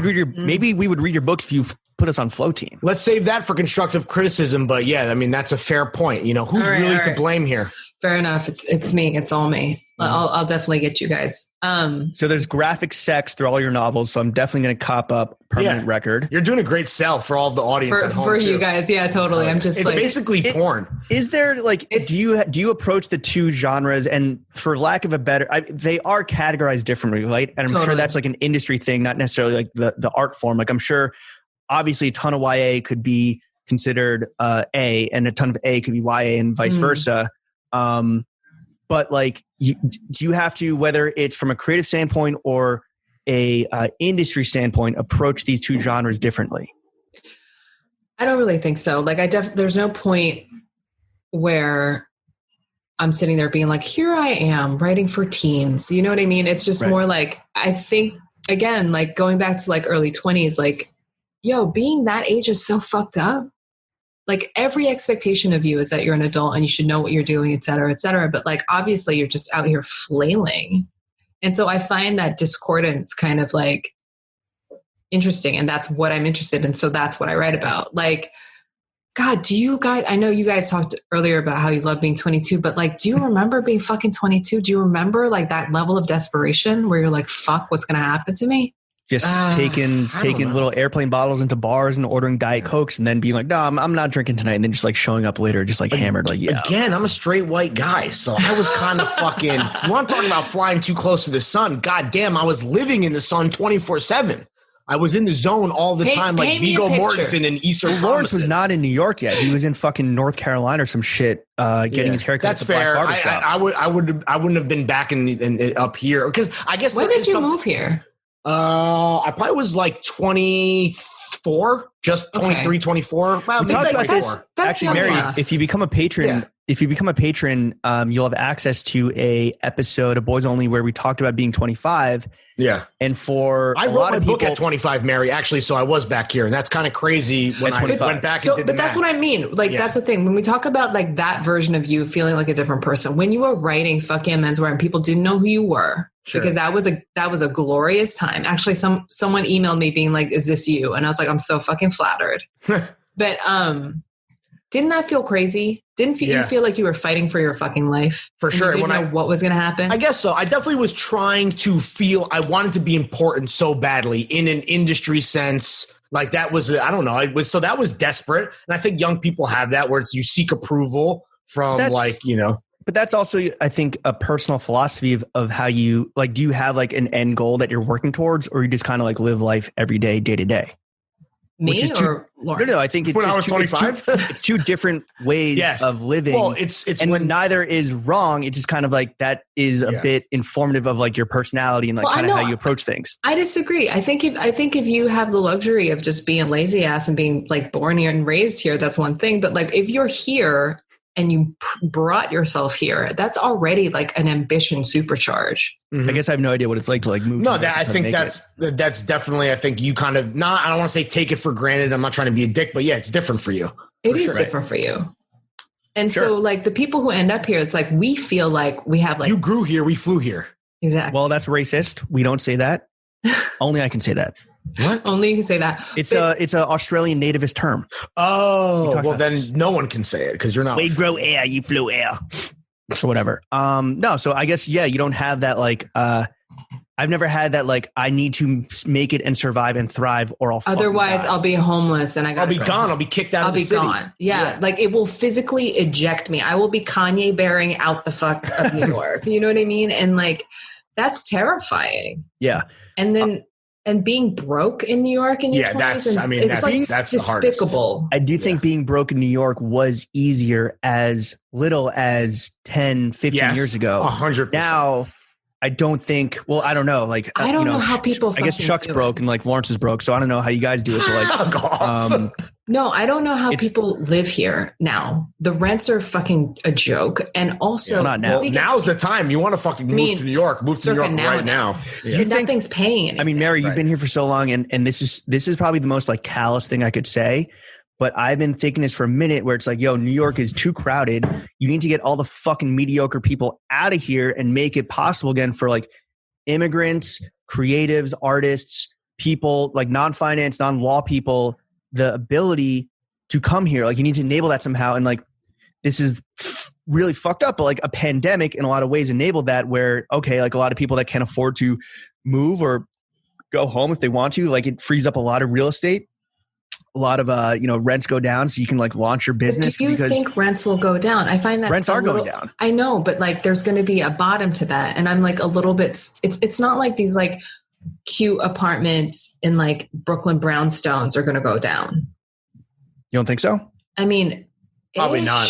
I don't. Yeah, I kind of agree with I think it's more like these new apartments in these like weird pockets of town. Like they're trying to get Hudson Yards popping, that whole sort of like region or ethos and aesthetic. That's dead. No, I think the new buildings are desperate to fill up because they obviously had horrible timing and have so much debt to pay back. And then I think that sorry, go ahead. But like, I guess my thing is like, what person is going to move into there? I don't know. We'll find out. Like, who's really going to like post up in that whole like that, like, I don't know, that Equinox, like harvest bowl eating lifestyle sort of triangle. Like who's going to move there? Like, that's the thing. It's like Sweet Green fans. It's in a certain way. It's just like, I don't know. It's a little bit heartbreaking because all of these like huge, like shit already got too expensive. Right. And it's just right now I'm just sort of looking at it and getting sad because it's kind of like, I love New York. I love New York so fucking much, but like, I don't know what's going to happen. Like, who's going to be able to afford some of these rents? Like the fucking Victoria's Secret store in like Herald Square isn't there anymore. That Gap isn't there. Get those the fuck out of here. Who cares? Yeah, but who can afford to come in there? It's not like fucking like. Who cares? No one. If you can't, like, why would you have a $950,000 a month space if no one can afford that? Great. Exactly, but that it creates a vacuum. And so what I'm saying, it's not like some mom and pop is going to move in there. It's just like, what the fuck is going to be in there? It's literally going to be unused, worthless space. Well, that's the thing. It's like it's a blessing and a curse. Like, I'm glad that no tourists are here. I am glad that like that sort of echelon of people that back in the day used to just move to fucking Connecticut or whatever are now like moving to Connecticut. I'm like, all right, this is like a natural order thing, kind of like we didn't need you to be living. Skip this step, just or get out early. Like you didn't give a shit to begin with. We all knew ejecto seat, cuz totally. It's like those like Bacoca people are like, hey, and I'm just like, go to Hudson, whatever. But like, I don't know. I do wonder about that. Kingston. That doesn't mean that the people who are living on the LES back in the day can afford to do any of this. And that it's going to be. I mean, I think no one. Where do those people get this? Where do all the gutter snipes get displaced to? Where do they go? I don't know, but Queens? you've seen the camps. Like Queens is like not even anymore. No. Yeah, Oakland? No, I mean, I think they're all like chilling in the parks and shit from now. They'll probably head south for the winter, like birds. Yeah, I don't know. So this took a turn. Yeah, Mary. So speaking of failing, maybe upwards. Now that you're writing for adults, are your Korean immigrant parents finally proud of you? No, because I don't have children. Oh, so if it's not one thing, it's the other. You know what I mean? You can't win. Books are your children. No, you can try to tell someone that, and so shockingly, it doesn't quite go over the way you think it will. Yeah. Damn. So if it's not one thing, it's another thing. Yeah, I mean that's forever. What do you think it's going to be if you ever had kids? What would it be after that? Because your parents seem like they might want to die on a hill, and I'm curious how far they would push it. There's so many hills. Okay. I think that, but you know what? I think that they just want me to be the best. Like, what about you? Like, do your parents understand what's going on? Do my parents understand what I'm doing for a living? Surprisingly, yes. That's because you're white. Sure. Yeah, maybe. I mean, you asked me. I don't know. It's true. I just keep these questions that just keep having the same answers. Yeah, but me being team no kids myself, very much team kids are mids. Yeah, I think that's kind of disappointing, but I have a brother, so I think they're just hoping that he kind of older or younger? Younger. How much younger? He's 27. Oh, so you guys have so much time. I mean, I would like to think so, but that's up to him. So now if he decides that he's not into it, though he hasn't made any inclination that he isn't, then who knows if my parents would, what the nuclear option is for them, so. Have a third kid. Have a third kid. You make it sound like launch codes, not nuclear family. Listen, when it comes to Jewish parents, they can be as bad as Korean parents or Japanese parents or whatever. So let's be I mean, my parents, they're pumped that I'm writing a movie. They're like, all right, we can actually. They think that's sick. They can brag flex about that. on people at church with that one. So they're excited about that. Great time to make a movie. Yeah. Yeah, totally. Right. I think just see an ensemble cast. I think that they'll like that. And do they read your books though? Like, do they? No, they're not translated into Korean. Thank God. Oh, right. So when you put we don't want our parents listening to this podcast. God forbid. Even though I think James's mom does. My mom does and offers. She gives me a weekly dossier of criticism, constructive criticism, and helpful things. One of which is be nicer to me, which I agree with. Is that really one of the notes? She took it back. Yeah, that was. I mean, he tweeted about it, so I hope he was telling the truth. No, it was. It was be nicer to Lawrence. If you keep doing the podcast, you're never going to find a girlfriend because if she listens to it, and also shave your beard. She must hate the beard. Well, I took it. It was a little more unruly shot of popcorn, and I took it down. OVO unruly. That looks better. And I swear. Wait, are you a lonely only? Do you have? No, I have a younger brother. He's 31. Okay. What's his deal? I forget. Is he engaged? No, he's got a girlfriend. We met her right at your birthday. Yeah, she came to my birthday. Right. Your safe birthday gathering. Very responsibly socially distanced. That shit was safe as hell. There was minimal smooching that was occurring. All beers were kept 6 feet from my mouth. Yo. What about so they don't read your books, but so they wouldn't know that in your second book, Permanent Record, the male protagonist, Pablo, when he starts dating Leanna. Leanna Smart. Oh shit. Okay. He starts gaining all this IG clout by being associated with her and posting all these fire sneakers. I don't know if Lawrence asked this specific question because I cut out for a second and he definitely asked a question I had down here, but did you have to research hype beasts for this character and how long did it take to reform your brain cells? I got Glow Skull through Gian. I literally really? I wrote him paragraphs being insert blah, blah. And he sent you back pages. Yeah. He sent me back pages. And then... It all goes back to 1984 when Sean Stussy went to Japan. So what you'll know about, in Venice Beach, it's shut up, Gian, bro. Just do my job for me. Is this a Jordan 4 or a 5? Yeah. God damn, bro. Just let me copy your homework, dog. Did you pay him a consultation fee? No, I did not. Wow, that was homie. That was off the arm homie shit. Wow, but another POC going unpaid for his labor. First of all, I'm shouting him out now, and I thanked him in the acknowledgments, specifically with the thanks for that. Can't pay your rent with acknowledgments, my friend. But he stays having a job. He's down and also Gene is such a down ass bitch, dude. Of course, the payment for him. First of all, I don't even know if it's manna from heaven just being asked for him to be the expert on this kind of stuff. Right. Come on. Because just for him to be the rightest, right? And also when my proofs came back, I was just does this still stand? And he changed some sneakers. Really? What was the that's very funny because what got cut? Proves what got cut. What He changed. He right? just changed like an A6 collab to a different A6 Right. collab. He updated a collab. What is the time between when you texted Gian and he sent back, no. You don't want to do the Ronnie Feig collab. You want to do a Kiko collab. Because it was a Kiko collab that came in. But obviously it wasn't a Ronnie Feig collab. You could have asked us, and we probably would have. What was that? And what was that time frame between the proof and when he gave you the initial rec? Because that's 7 months. Okay, that's a little bit longer than I would think. So you can see why I would ask him. Of course, that for sure makes sense. But that I think is kind of in its own way emblematic of the hype cycle that we fucking lament. Mary, week in and week out. New Balances are cool now, so make it the New Balance. Yeah. Have you heard of this guy, Jound? He puts his name, Jound, on a bunch of shit.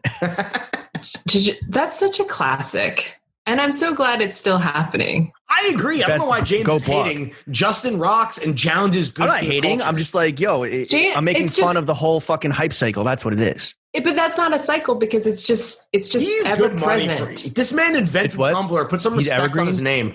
Yeah. No, I wish he uploaded. He's evergreen like his fucking Pantones, bro. Come on, man. Man's Hunter Green. Like his fucking drafting tables. What is some shit that you guys copped recently? Because copping is harder in Quora. Really? I find it quite as easy as always. I find it so hard. Really? Why? Because where the fuck is anyone going? Well, are you tastefully eating out on the weekend safely or no? I am tastefully eating out on the weekend. Okay, so what do you wear? You're wearing cool shit. I know you're wearing fly ass shit to dinner, Mary. Come on. But I actually stopped buying for 1 year to see what I needed. What did you? How much money did you save? Yeah, what did you save? And what did you discover? So fucking much. How many Margiela tabbies did you not cop? Dude, the thing that hurts my feelings is shit went on sale like crazy during Quora, especially shoes, man. Oh, yeah. No, we were the fucking turkey vultures picking at the carpetbaggers of all carpetbaggers. Wait, so is there something that you passed up on when you were on your copping sabbatical that like you really regret? I could do a whole podcast on a copping sabbatical. The copping sabbatical. Don't bury the lead. So the last thing I bought were like the Hoka 1-1, the like engineered Hone. Put some respect on my Japanese ancestors' names. Lawrence, don't bow, you racist. Which colorway? Yeah. Both. I bought there's 3, but I bought the alternate ones, like the all whites, and I bought the like one with the left one. I'm colorblind, so I can't tell you what colors are in the. Wait, Mary, you're going in and out on you. You cut it out, but the point is that you bought 2 pairs of engineered garments Hoka collabs. Yes. Right. That's a pricey collab. Those are like 2 something, 250. But you know how you buy them and you're like, oh, I want these for spring and I want these for fall. Right. EG does do really good footwear collabs too. Definitely talk about if you know, fucking the dark denim One EGs I still have from like a year and a half ago, and like they're sneakers, but I like treat them very gingerly, even though they're fucking running sneakers, because I want them to last forever. Yeah, because they're also I don't blame her. They're beautiful, and you want that preservation and like the way time to fly. That's what it says on the tongue. Exactly. Okay. That was beautiful. I got chills. Yeah, that was like ASMR, bro. That was like John copping ASMR. But then also like they kind of remind me of Skechers shape ups. Well, yeah. I mean, that's the reference. I mean, which is what I love. I love a shoe that created a lawsuit and then the Kim K2s. That shit'll get you juiced up like Zuck, dude. Are you kidding me? Yeah. So that was the last thing you purchased. That's the last thing I purchased. When is your sabbatical over? Yeah. It ends actually in February. Ooh. Oh my God. Before the book comes out. Right before the book comes out. So much. Perfect transition into my next question. What's the fit going to be for the Yoke Press Tour? Oh, yeah. I don't really know. I'm thinking about doing like just like monochrome type full outfits. I don't know. I did also cop like some on de Molemeister boots. Ooh. Right. The Mülemeister. So I don't know. I might just work from the bottom up. Like some big combat joints? You build it like you're going to build it foundationally, like a house, like an outfit, and that's very sturdy. Is she Antwerp 6? Yeah. So some fucking Belgian. No, she's not. What? I think. Wait, is she? Who's this? There's one scrub. There's one scrub who no one ever thinks of. There's multiple. She's not a scrub. She's Asian. No, who never. First of all, she's Asian. No. Oh, and Müller Meester. No, it's Anne Raff Walter van Beirendonk. And No, Raph's not in it, doggy. That's the one who's not in. Dries. Yeah, Raph is not in it, and Margella is also not in it. But Margella An acolyte. but Margella was part of that, like the extended universe, much like Mary is a part of the Throwing Fits extended universe. Marina Yee, the one nobody talks about. She doesn't even have a Wikipedia page. That's that's amazing. Rough, Mary, you have a Wikipedia page. No, not when you're all of your peers of this like prodigal, generation of designers are like now legends. It sucks That's to be true clout to not be linked out. I don't know. What was the fit for the permanent record press tour? I did a lot of. When I was in Canada, I wore a Justin Bieber long sleeve. The Purpose shit tour. Yeah, Purpose, because that merch was really good. I ran into you when you were at Vice. Ran into you right outside my crib because I lived right there, and you were wearing a fucking big goth fit with the Purpose top on. You know why? Because he looks like Tilda Swinton in that photo. He does. I love that because she is the ultimate. And then I think you know what travels well? Pleats, like Isimaki pleats. Yeah. Pleats, please. That like the whole shit. It's like an accordion. Yeah, you can just bundle them. You can scrunch them up and just throw them in luggage, and it just travels super well. Do you still dress super goth, like day to day? I think so. I still err on the side of goth. For sure. Will you ever not dress goth? I mean, my question is that I don't know, man. Like I fucking like. I mean, you've been doing it for a minute. That's the thing. Every era back. has like a goth thing. So you had like health goth, you had like electro clash. There was like so many versions that just end up being gothy. The Cure. Yeah, exactly. Hot Topic. The Cure has an album coming out. What's goth? What's goth right now? Wait, James, Witch House is back. You were saying what is Witch House? Witch House back? Witch Talk is gone. Well, but remember, like, Witch House goth, like Salem and that kind of shit, or they were just more like scumbags? I wouldn't call it. I mean, definitely on the goth side of the spectrum, but I think it was more. Yeah, definitely. I don't really know the aesthetics of the fashion, the visual aesthetics. Me neither. Right. You just know sonically the vibe. The dudes behind Salem are fucking like hot white trash, like PCP chic. Like that's what it is. One of them dated Julia Fox for forever. Really? Dude. That's nothing to shake a stick at. Before Uncut Gems and everything, when she was just like not Jess, but when she was a downtown cool girl. So what's the goth shit right now? Wait, Mary, are you the goth icon right now? Or you're the one leading the charge? Who, like, you're saying that every generation, it's goth. Goth is very big on TikTok right now, but it's very like classic, very classic goth, like Wiccan fucking shit. spikes, Wiccan and huge makeup. Like, you know what I love when those it's kids, like Harley Quinn almost. I love when those kids live in the South because goth in the heat, that's entertainment right there. That's devotion. What about cyber goth? What about cyber goths? You know, the ravers. Wow. Those guys are those. Are you doing liquid on the pod? That was amazing. Absolutely. I was fucking flowing like water, like my boy Bruce Lee. It's got hypnotized. Liquid as fuck, dude. That's what we call a wet ass podcaster. You know what I'm saying? That's called drip. The only goth shit I'm rocking right now is that I have black fucking face masks. Really? That's some Korean shit. That is some Korean shit, and I really like it. It looks really good. I think it's chic. I think I see a lot of, predominantly I see black face masks, I think, more than anything else. And it's either that like extremely loud and like bright, or they're like goth. That's or a medical one. But I'm just wearing the same fucking sweatpants and in various blacks at the moment. And some I do crotch think pants. I'm not talking about K-pop just because you're Korean, but I think Korean American, but like there's definitely some goth elements in a lot of these boy bands. Like you see BTS, like I think that they kind of some of them air on the side of goth. I think you're just referring to Guyliner. Yeah, I was gonna say no, but like the dangly earrings, Blackpink. The dangly earrings, the hair in the eyes, like a lot of black fits, but like fucking sleeves extended beyond the hands. I mean, to me, that's more like sad boy emo type shit, though. And where does that come its roots in goth? Yeah, and where does that come from? That's Skims goth. I don't feel like it's like fully goth. They're posers. How dare you? Is that what you're saying?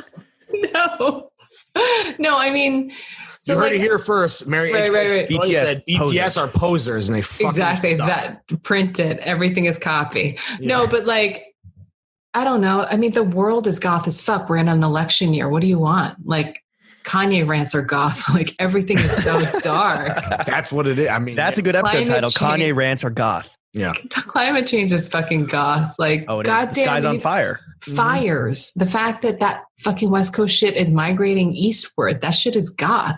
The sky was hazy this morning. I thought it was raining. It was the fucking smog from the Oregon and California shit. I mean, that is fucking heartbreaking, man. Yeah. So climate change is real. Is what I science and climate change. It's real and it is goth, apparently. Let's go back to your work real quick. So not only are you working on you're kicking off the press run for Yolk, you're finalizing Milk Teeth. You're more prolific than Plies. You're also working on the movie script of Emergency Contact. Actually, no, I'm working on the movie script for Permanent Record. For Permanent Record, my apologies. And you're going to work with the director of Crazy Rich Asians, John M. Chu. John M. Chu is so nice. Yeah. Could you get him on the podcast? For y'all? No. Yeah. Can we get Boone or Bong? Oh my God, I would love that. You should get his name right first and foremost. First of all, before you get him on Bong Joon-ho is goth. He's so cool. He is. The pic of him rocking the Stussy bucket. That's the only fit pic I've ever seen. Was fire. He's the unrepentant slag lord. I cannot even fucking deal with that. That rocks for sure. Super, so hard body. But what the fuck did you ask me? About your relationship with... I had no question. But my next question is, if you had your druthers, who would you want to play or who would you want to play Pablo? I don't know. And that's the whole point. Are you involved in the casting too? Like how creatively are you involved in I am involved in the casting insofar as I am so fucking specific. Like really? I'm writing the script. And so the situation there is that I'm like, this dude is, this dude is like Jamaican and Croatian. Like this dude is like Trini and like, it's like so specific. I'm like, right.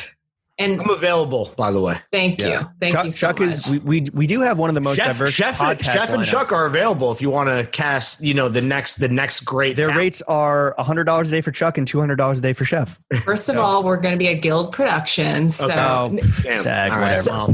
Self-tape and send me your tapes. No, I mean I hope that we cast a really wide net because I think that would be amazing. Like I think about.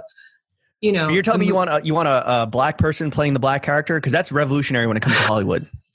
That is very, very unorthodox. No, I mean... Is Emma Stone available to play the Asian? Everyone? Yeah, right. Literally fucking everyone? Yeah, totally. No, Scarlett Johansson, I believe, also is available.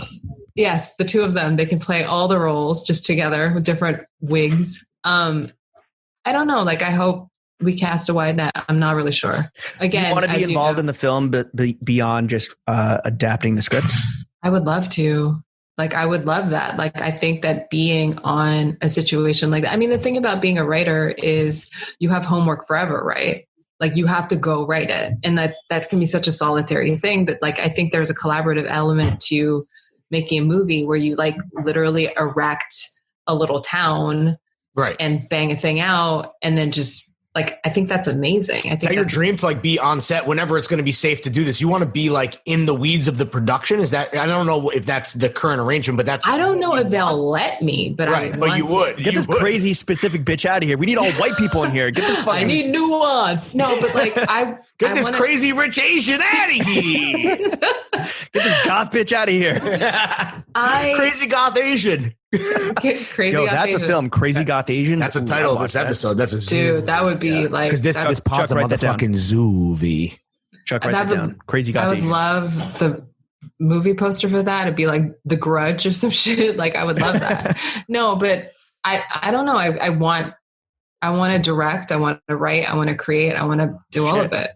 In because I think this is the first time, at least, that you've done like a script adaptation that's gotten this far. Is it harder than writing a new novel from the ground up? Oh, totally. To like so reinterpret like your own fucking child and baby for the big screen, especially talking about how specific and nuanced you are. Even though like you've already concepted this intricate plot, it's harder to do this than to start fresh. Let me paint you a picture. This is like being like a one-man human centipede.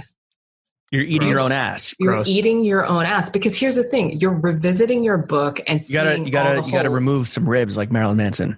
Exactly. Yeah. You gotta really get in there, just nestle and like motorboard it. But, all right, I'm here for quarantine.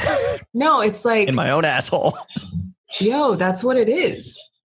Like, you just see how many mistakes you made. Oh shit! You see how many holes there are. You see what dialogue doesn't. How forgiving are you to yourself? You cannot be, because for every like 50 pages of like glitter shit where it's cute and you're having dialogue and you need to distill it to like a freaking diamond of like a crystal of it's one gotta page. Fucking snap. It's gotta go. It's gotta really fucking bang. It's gotta pop. And so that's it's humiliating. You're just like, holy shit! Like, you have to tear yourself down to build it back up into a script. Exactly. What's like your writing vibe? Like, do you have to have a certain like everything going on, like a certain incense, a certain time of day, a certain dude, can you guys write high? What's up? I can't. Can you guys write high? I can't. I'm podcasting high right now. Lawrence thinks he can pot high. What are you vaping? Just a nice little blend to get the juices. What really kind of forward? Were you talking like a sativa forward, an indica forward? I don't know, Chuck. What is this?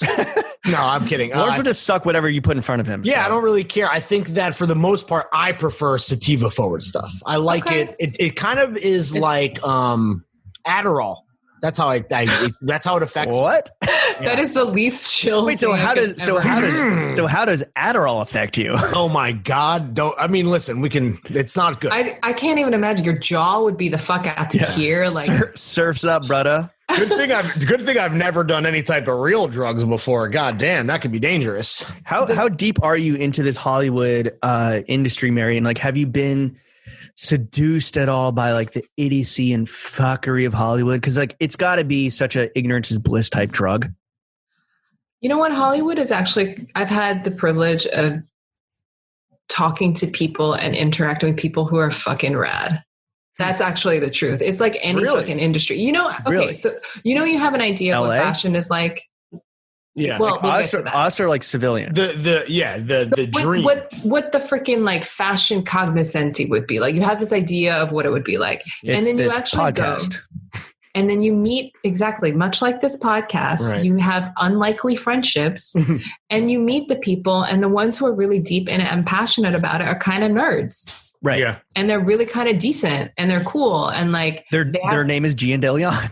Well, they have good relationships with their parents. Like these are normal ass peoples. And like I have that a little bit with the people I'm surrounded with right now. And that is an incredible privilege. You're lucky. Yeah. It's because I'm old. Like I came into it late. I didn't my star didn't rise at like 23. Like I'm so blessed. And so I'm not that hungry.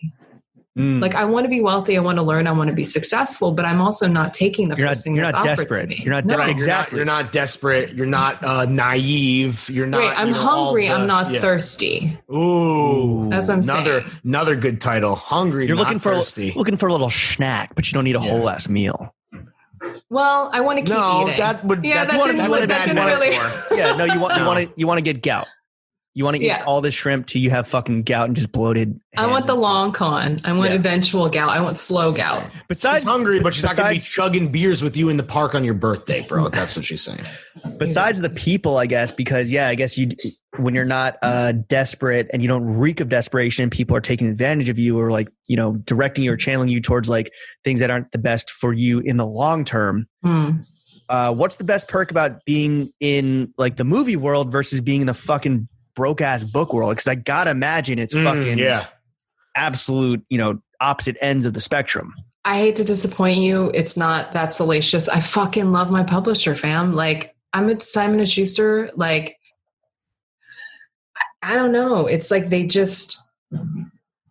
they open doors. Their distribution is crazy. They're so supportive. I fucking love them. Let's talk about, let's get real materialistic. A fellow Simon & Schuster family member published. Yeah. Oh yeah, Lawrence, did they take care of you? I can only echo. How's your book launch? How's your book launch in Dumbo? Oh man, it was. Did you do it at Powerhouse Arena, baby. Powerhouse, yeah. Goddamn right. Nice, I was actually, nice.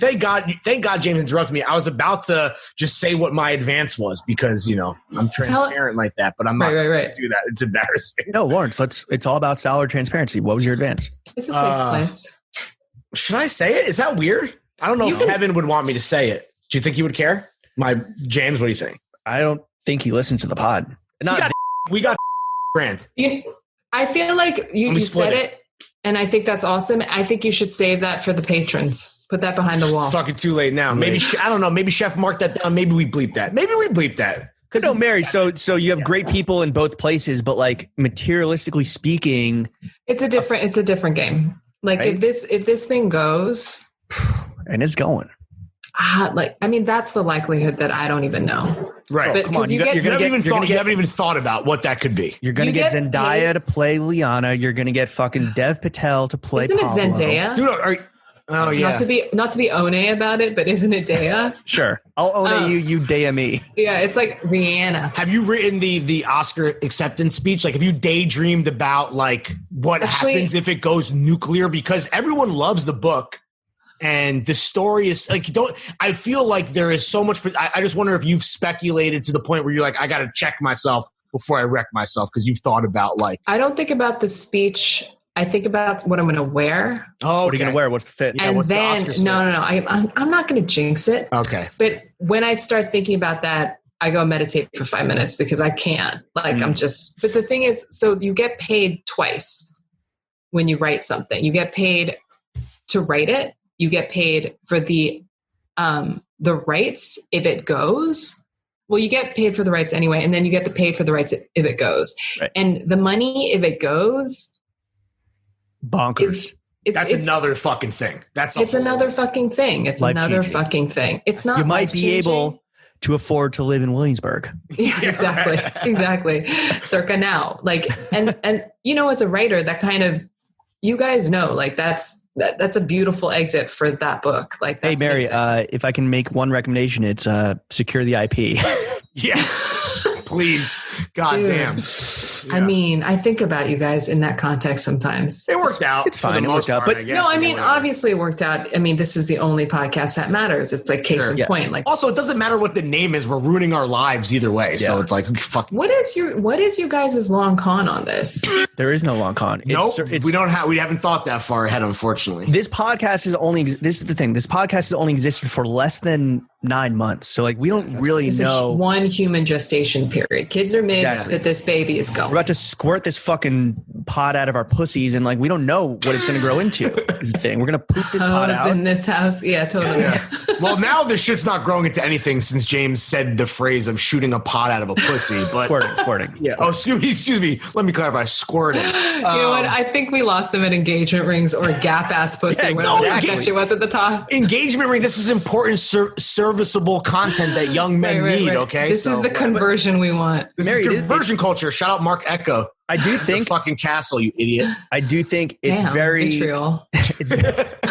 No, shout out Mark Echo. He rocks. Sorry for calling you an idiot, bro. I do think like everyone's like, yo, how do we change Hollywood? Like, does it not change by thinking about the things you're thinking about from the fucking gestation period of the movie, where it's like, look, this character is going to be half Jamaican, half Palestinian, whatever. This person is going to be half fucking Bahrainian, half whatever. Like, and you already have those wheels turning. You're not just like, creating blank boxes that people fill in with stars. Is this not how Hollywood kind of like starts to maybe get it a little more right? And I want to ask you about Milan, not because you're Asian, but obviously I thought you said Milan. I was like, let's talk Milan. Mulan. Is that how you say it? I don't know. I've never seen it. The backlash from Mulan, like, which if anyone doesn't know, yes, they had an all Asian cast, but they had four white screenwriters, and they worked with the local Chinese government in the count or the state or whatever that's imprisoning the Uyghurs into like concentration camps. Oh, I do know this. Yeah, they give them acknowledgement at the end. Yeah, so like, why can't Hollywood get it right? Because out of anyone, you're the most like in it. Like, why can't Hollywood fucking just not fuck themselves in the butt? Well, speaking for all of Hollywood, an industry that I would like to infiltrate. Yeah, right. No, I mean, I don't know, man. Money.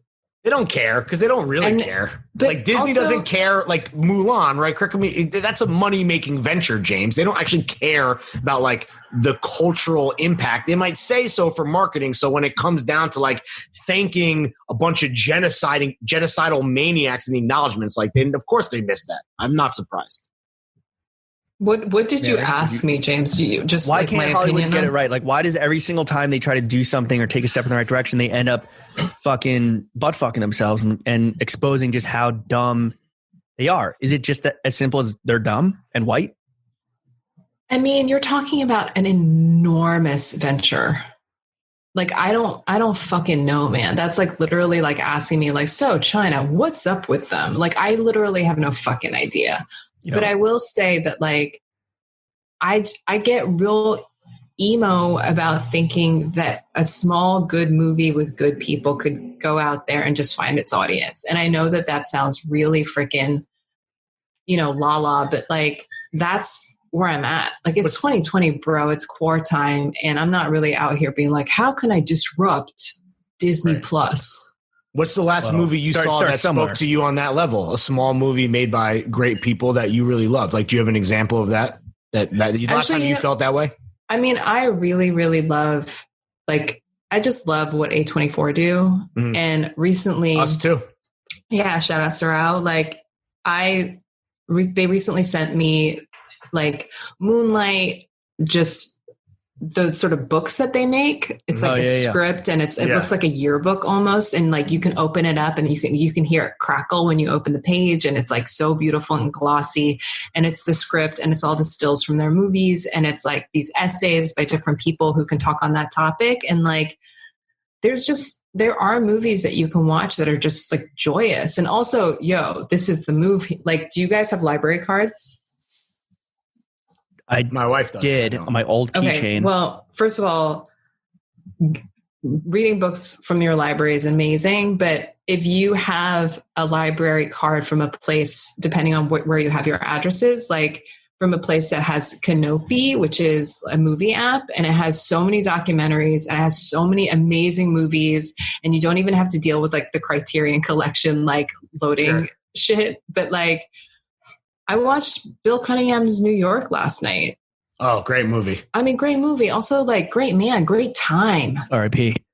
And like, that was like the last like New York fashion time. But like, I remember seeing that when that dropped at IFC, dude. That was like fucking. That was like moment. One of the first dates with my wife, I think. When did that movie all come out? Dressed for Bill. But don't you think that was magical? Yeah, Sick that was a great film. Didn't that leave you feeling amazing? Yeah, because he's absolutely. Talk about something that just so good. Pure. Very pure. Very tortured. Very tortured. Well, that internal life. Religious guy. That's what Catholicism. That'll do it to you. It's that fucking Boston. Yeah dude. But like, God is ass. That's the thing. It's like, there are movies that I believe are sort of sweet and pure. Like, I also watched an Agnes Martin documentary last night, and that was really sweet and pure too. Like, I mean, that was also like mental illness and schizophrenia, but like, I don't know. Like, I think that the form is awesome. And I know I just named 2 documentaries, but like, there are movies that that are so transportive. Right. Lawrence, have you seen one recently that gave you that feeling? I have one. I'm trying to think. I don't know. For me, it was A24, an A24 joint, Last Black Man in San Francisco. Oh, right. Yeah. That movie is amazing because the whole time you're watching it, you're like, what the fuck am I watching? And the whole time you're like, I don't care. I'm going there. I think when you let go and you embrace that, you're just like, this is fucking beautiful. The 2 actors, I forget, Jonathan something, the supporting guy, and then the main dude who's like homies with the director. You're just like, this is so sick. And the soundtrack. And it's first feature for him. The soundtrack is just next level.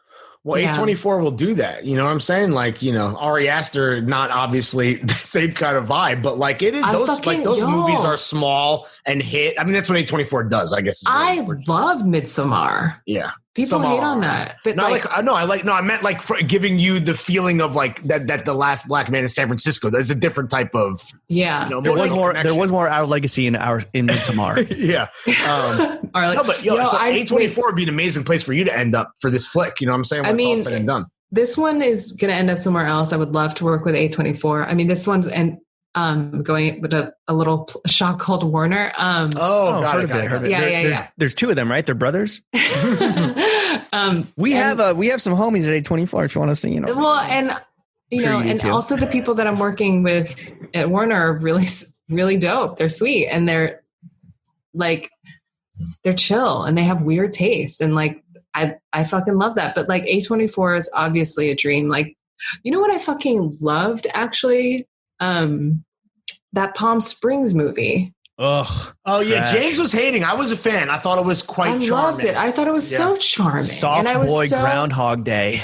I was so ready to not fuck with it. Right. And I was ready to hate. I was ready to hate and I thought it was delightful. But actually going back to Midsommar and Our Legacy and like copping sabbatical, I'm fucking sad about the Stussy Our Legacy that I didn't cop anything. So what was the one thing, was that something that popped up that you're like, God damn it? Because you didn't break edge, right? You stayed true. No, I stayed true. And also the Stussy Nike joints, like the cage ones? The cage ones. Oh, those were nice. Damn. And I would have gotten them in like multiple colorways. I can't wait to get to Last John, Next John, because the Next John, we already got your Last John, which was the Hoka. Maybe you should just do it now, James. Can we do an audible since we already got the Last John? So what do you have your eye on? Like what's your Next John? Yeah. I have my eye on nothing. Come on. Are you serious? No. But actually, yes and no. What I really, really need is a good denim work shirt. Ooh. Do not care what brand. And I can go high as like for an investment piece. I'm willing to go all the way, but I just want it to be fucking perfect. Is it what's perfect? Because I would say go vintage, man. If it's anything denim, I always want to go vintage first and foremost. I mean, sure, definitely. And I would even buy going back to Our Legace, they have I don't know if you want to go like have a little twist on it or like a true fucking work shirt, but they have a great like little zip up joint. I want to go true. And then you got to go vintage. Got to go buttons. Yeah. Fucking have Chef put you in touch with the homies at Wrangler. Ooh. Yeah. Not a bad idea. Wrangler could be a good one. If you don't want to spend $30 on a shirt. But Capital, if you're talking about wherever your fucking ceiling is, I mean, you spend $1,000. That's what I'm thinking. And then you just have it forever. You got to fly to Japan and go to the stores. You'll save money. That's the thing I'm saying right now, though, is that a copping sabbatical lets you know what you need, and then you don't have to buy 7 of the same thing. This is the one thing that this was the gap, because like I can tell you right now, copping sabbatical or not, I don't need anything. I literally have everything. Well, you have everything. Yeah. But so that was the one thing for you. You're like, oh, I don't have the denim work shirt. This is the layer that I need. It's intermediary. It's just like, it's all seasons in a lot of ways. Great transition piece, but also year round for sure. Yeah. And so that's what about a Western shirt? Do you have a good West? Like it needs to be a work? I don't like that mother of pearl snap button vibe. Okay, that's fair. And I don't really like that yoke in the front. So what about like some fun embroidery on like the shoulders? Is that not your shit? It's not my shit. I'm very plain. I mean, you want some blue collar, fucking, gridiron, smash mouth football denim overshirt. Yes. Got it. And like, if I were going to do an embroidered chambray, I would do like vintage and a sui. Like, easy. Sure. Okay. I want to go back to your homies at Warner, your homies at A24. It sounds like you're building a nice little community or the groundworks for nice when they're I basically just loosely know them and like one time is maybe going to work with them. But hey, in LA, that's your fucking bestie. You lived in LA for a few years, for which I'm so sorry. Our condolences. Seriously, I mean, Lawrence and I, we understand. We know our Achilles heel with LA is we both hate the style there, but like, what about that city is so anathema? Even like the RTH shop type vibe. Yeah, that's cool, but that's also fine, but that's not the majority. But you have all the motherfuckers going in there with the fucking brunch hats to cop a nice little bracelet. But like, what about LA specifically is so anathema to you? And yes, I did have to look up how to pronounce that word. I don't like their water. Really? Yeah. Like just their atmosphere. Does it taste like farts? Yeah, Like, no, it's not that methane shit. It's like, I don't know. It's just like that place for me personally is acidic. Like the water, the air, the people, it's like, I try to like flow a little alkali. Yeah. Shout out to alkali. But like, got up the pH scale. Are you a writer? Because you fucking have a way with words, kid. Thanks, God man. damn. Thanks, Larry. No, but like, I don't hate LA. What's the most amount of time you could spend there with no break? Well, I don't tend to winter here. As my friend Aminatu says, winter is a choice. Oh, and where do you winter? I usually go out to LA for 2 months. Oh, But I'm saying, like, could that 2 months ever be much more for you? I can never do longer than 3 months. Okay. Like, You don't back want to a back. fucking car alarm just blasting off as it is now for all of winter. I mean, New York is a toilet. Don't get me wrong. It is a piece of fucking shit. Every fucking time. I'm like, why do people live here? Because it's the best. Where do you live in LA when you go there? On the east side, like Highland Park or that whole area filled with New Yorkers. It's like going to fucking Miami. I'm just like, you assholes. Yeah. It's the Brooklyn of LA. Yeah, totally. But no, so you lived there for 2.5 years and you moved back to New York. And I still kind of thought you were living in LA. You're very mysterious about your location, which you didn't even give us your home address, which is very rude. I gave you Chef's home address, which is North Cross Street. Yeah, come on, man. Just creating more work for this guy. What are you? It's fine. This is coming out in 6 days. No, Mary, like, why did you move back to New York without telling anyone? Like, first of all, that's very cool, but why? Smart. It doesn't matter. I'm just pure energy now. Okay. Where does it matter where the geotag is? Thanos snap.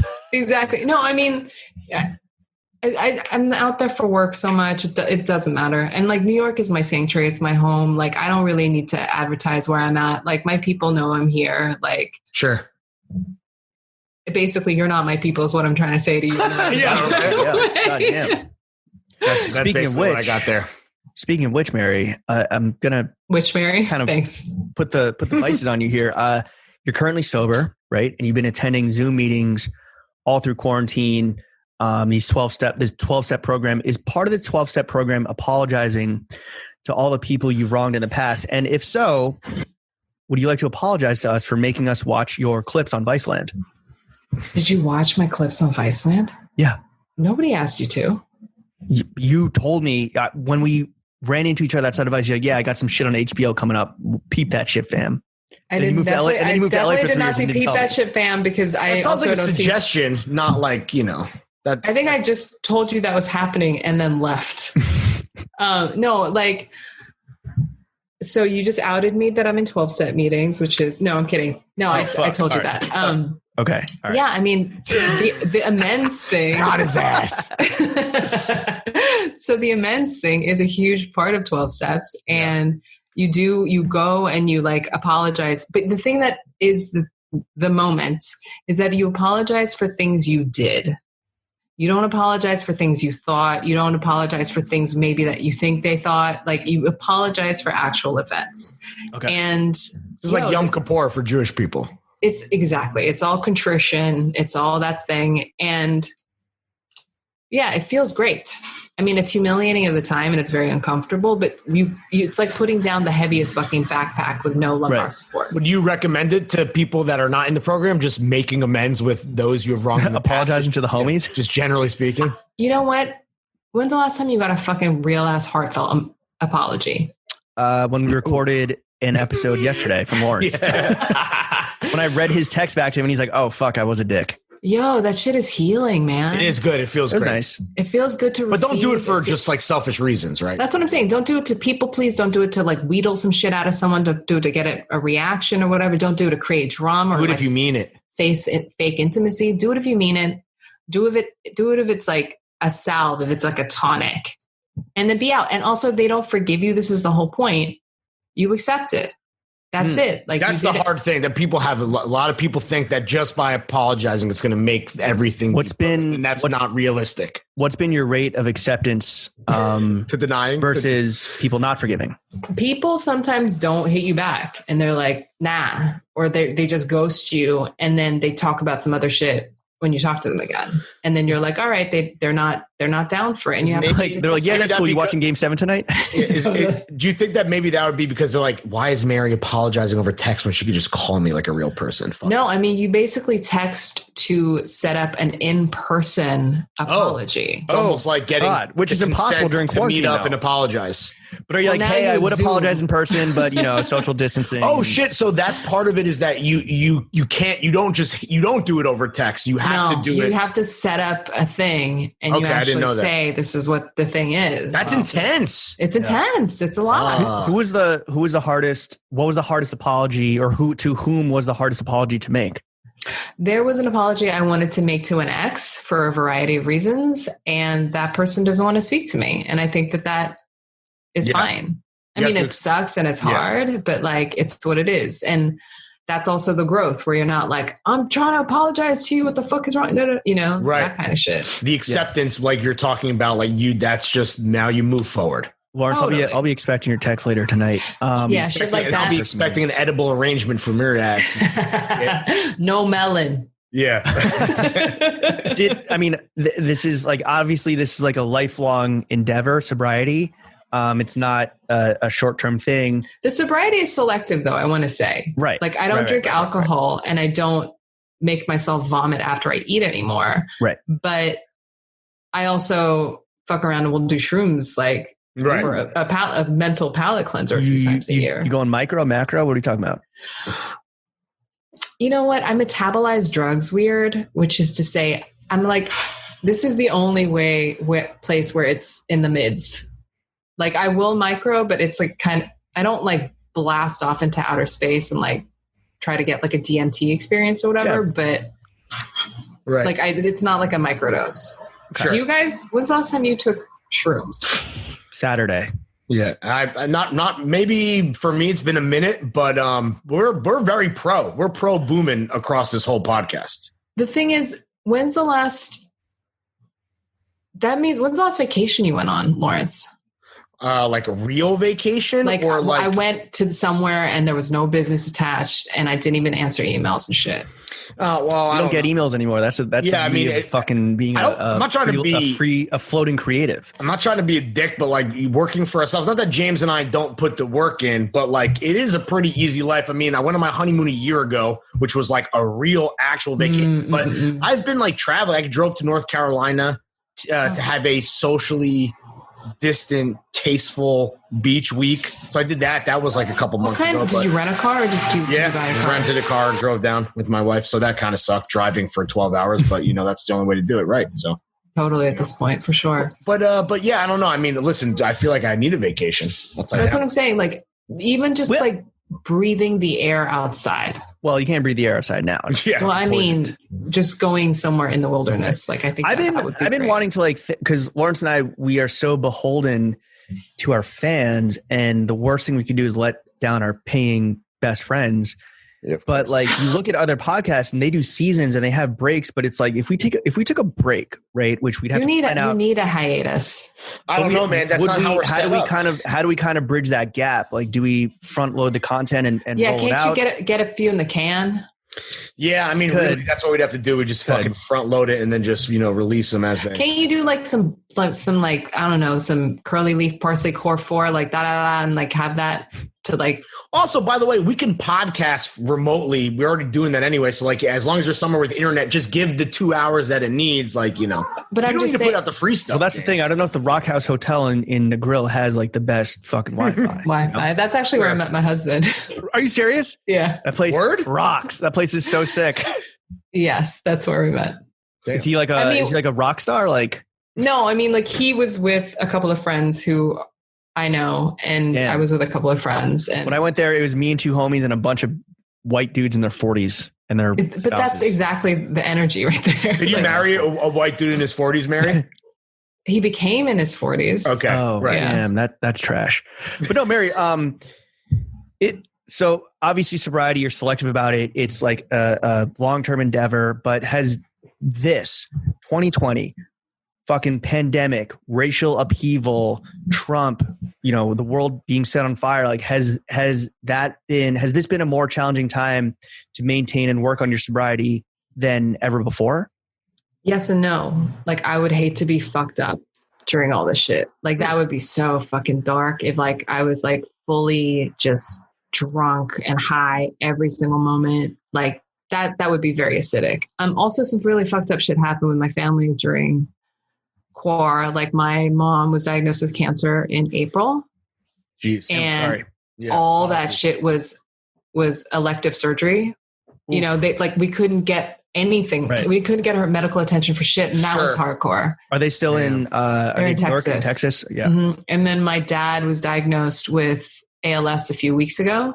Jesus. So the shit is really fucking hard. Like, it's just really hard. But the thing is, it's like, it's amazing that I don't have to do fucked up shit as a result of it. Right. Like, it's amazing that I am not stepping out on my marriage, acting out, like being a fool, like just being like a real fucking dumbass, you know? Because this is the thing. It's like during Quar, shit got so expensive emotionally to act out. Right. And so the fact that like I'm not in an active addiction cycle is great. Right. But that also means you have to feel your fucking feelings. Right. You that shit is not fun. Sure. Clear eyes, full hearts. Can't lose. Well, exactly. We'll losing every day. Mind every day control. But in every day is a new L. Every day is a new L. Yeah. Listen, if you're going to take an L, would you rather be in control of those L's or not? I guess that's kind of like the That's argument. what I'm saying. Responsive to them in a way that you are in tip-top shape. Well, just, failing with your eyes open. How are you keeping a positive attitude? I mean, amidst everything, because goddamn, it's like you are fighting. There's a crisis that's happening for everyone. And then you're fighting, you're like multiple crises on a personal front as well. What are you doing to keep your spirits up besides podcasting with us? Well, this obviously is my medicine. So thank you guys. You're welcome. And you said meditation, earlier. Meditation. Right. And also just... if I fucking freak out about something, it's not going to change it. Like, right. And also like my anxiety and my feelings are not prophecies. I don't know how the shit will end up. I'm also not going to take on debilitating diseases and conditions of other people and make that shit about me. So it's like, what do you need me to be? What do you need me to do? And I'll just do that. And that is how I'm getting any ounce of fucking self-esteem in this shit. I'm doing esteemable acts. And like, that's how, the thing that fucking sucks about all of this is that we're the adults. Some of us. Facts. And so I have a fucking responsibility to not be a fucking asshole. I have a responsibility not to be a pill. I have a responsibility. And also I'm fucking so goddamn blessed. The fact that I, on top of this, am not like clinically depressed or have any other sort of like mental health issues. Like, I mean, I'm obviously you're making money. You got a roof over your head. You got food on the table. Yeah, it could be worse. That's totally fair. Totally. And so that's what I'm looking at. And you worry about what you can control. Which is very little. The only thing I can acknowledging control. That. Yeah. The only thing I can control is my reaction to things. Dead ass. Sure. And so that's where I'm at. I'm like, I'm not falling apart because I don't have to right now. And it sounds like you also have a bunch of work, right? Which is like, I don't know what your relationship is with like work and personal, but I mean, you're busy, so you're not like constantly bombarded. You're not sitting around with nothing. The negativity, like you are. Like we're creatives, right? And so extremely, we're like hyper creative. So like, you're always going to be making something, right? Like something's always going to fucking, totally. Honestly, that's the way that I talk. I just talk at people because I always pretend that I got a microphone in front of my mouth. You know what I'm saying? I know you socially. I've experienced this. Again, our condolences. No, but that's what I'm saying. Like I think that's such a blessing. Like we're kind of like hardwired and insane in this one way where we always trying to make shit. Like we're always talking to ourselves about how we'll sound or what we're going to write or what we're going to say. Like, and that shit keeps you company and it makes you crazy, but like, it's just not the worst. Like we are entertained by ourselves and it's disgusting for everyone around us, but voices in my head are fucking nothing but big guy slappers, my G. That's what I'm saying. God bless. Like that's I mean, you're just like a veteran at this point. Like you have been in this game for so long amongst like different facets, like journalism, entertainment, culture. Now, like writing and novels and fiction and for young adults, films, whatever, there's obviously what can't she do, ladies and gentlemen? She's a triple threat, but we have we had 18 million. Then we brought Nick Grant onto the podcast and we're down to 17.5. You guys are so mean. No, we're not. Iowa is not that bad. Iowa is a fucking. You're right. It's terrible. Satan's asshole. Yeah. But look, no, we obviously have a bunch of creatives that are listening right now and a bunch of aspiring novelists. I know that they would love from you a fucking 4 books under her belt, 2 for 2 New York Times bestseller, the boss bitch of the bestseller list. What's the first piece of foundational advice you give to someone who's trying to become a novelist?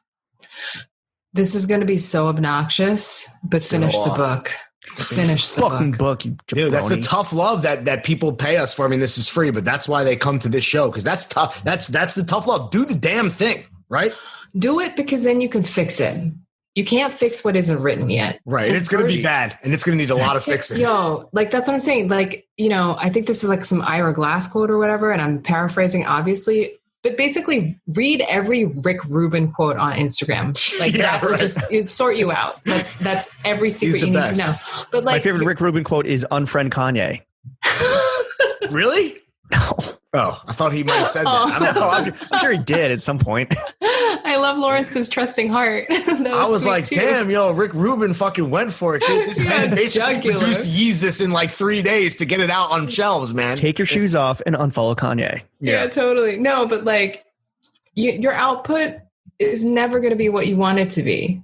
And then you'll get it to a place where it gradually becomes closer to that over time, because your taste will always, always outpace your output.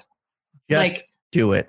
Just do it. Do you have a hack? Do you have a personal kind of signature hack for writer's block, or how you deal with it? Yeah. Sometimes if you have writer's block, stop writing.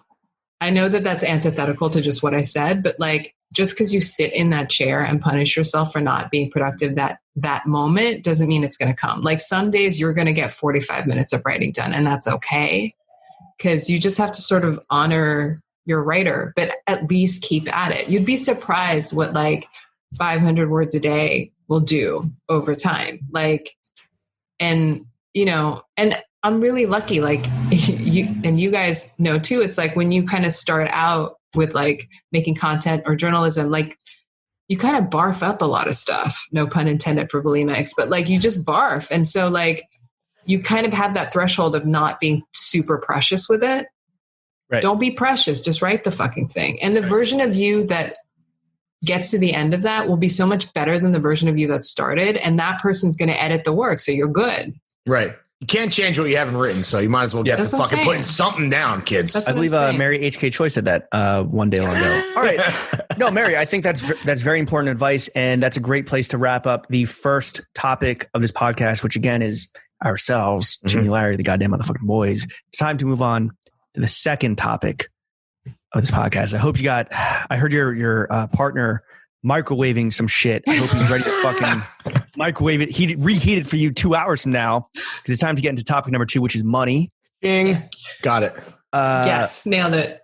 We're an elegant podcast. We're a classy podcast. Above board is what I'm to say. We don't dabble in gaucheness. You don't dabble in the fucking lowbrow, the tacky, the gossipy. None of this trafe shit. No. That being said, salary transparency, very hot topic these days. And, it's important for, again, it's important for people to understand the value of their labor and their creative output. So our question to you, how much money do you make? Yeah. And please answer, because we're going to bleep out what I said my advance was. So you need to, pick up the slack with transparency. Or don't answer again, people. Or don't also. It depends on the year. Certain years that What's a bad year? What's a bad year look like? I don't know, 90,000. Okay. That's bad. All right. For so shy of 6 figs. Yeah, exactly. I'm blessed. Yeah. Very blessed. Under 6 figures. Could it be me? Could it be me? Or could it actually, I was thinking about at this rate, bro. I don't know, man. I was like, yo, Lawrence, I have no idea how much money we make in a year. Wait, how much money do you guys make? I don't know. It ebbs and it flows, my friend. I don't have an answer. I will get. We had our best month last month, though. We have our Patreon, and we have our Patreon, and we have our side projects, but like it really does go up and down. It's like, again, this thing's 9 months old. We've only been out of our jobs for me 3 months, for Lawrence 4 months. Should we say what our best month ever was? If speaking of transparency, should we just say before taxes? Should we say what the gross was or no? Yeah, and this was a month with a lot of stuff was happening. Side project, right? Mm-hmm. Tangential to the core product of the podcast. It was.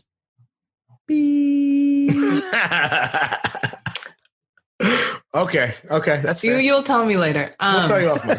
Yeah. And we made $800 million last month. Oh my God, jinx, me too. Oh yeah, fucking crazy. I did say the amount to my accountant, and he's like, "Damn, that's a lot." I was like, "Do you want to hear about my expenses?" And he's like, "Yeah, what the fuck? I don't want to hear gross. I want to hear net. What are you talking about?" Yeah. You're just flexing. I was trying to have you do the same thing on our audience, but I guess you have. Do you like your accountant? He's pretty cool. He's very efficient. He's like out in Cali. His name's Byron. I put him in touch with all the homies. He's gonna help us with the pod later this week, and I got put in touch with him through Cedar Pisori. Shout out Cedar. He just specializes with like a lot of like small businesses and creatives and shit. He's a very creative accountant, if you know what I'm saying. Yeah, carry the one several times. Boom. Yeah, Mary, how much money do you make? And then it vacillates. And so last year I had my best year ever, and that was congratulations. Thank you. That was a lot more. Good. Great. Good. Yeah. Good. And good. Seven figgies. Was it a multiple of the first year? Yes. Sick. But it wasn't 7, not even close. Right. But near. But hopefully that will change. Right. But the thing is, it's like, you know how it is. It's like you have one diesel year and you're like, fuck, why didn't I do this for taxes? What the fuck is going to happen to me? Yeah, for real. It's feast and famine, you know? Yeah. 7 years of fat, 7 years of lean. That's what I'm saying. That's a Kanye quote from the Bible. It's the freelancer's curse, man. You know, it comes and it goes, and all you can do is just try to fucking keep it coming for as long as you can. Business be booming and business be barren. That's what I'm saying. You can have rickets and gout at the same time.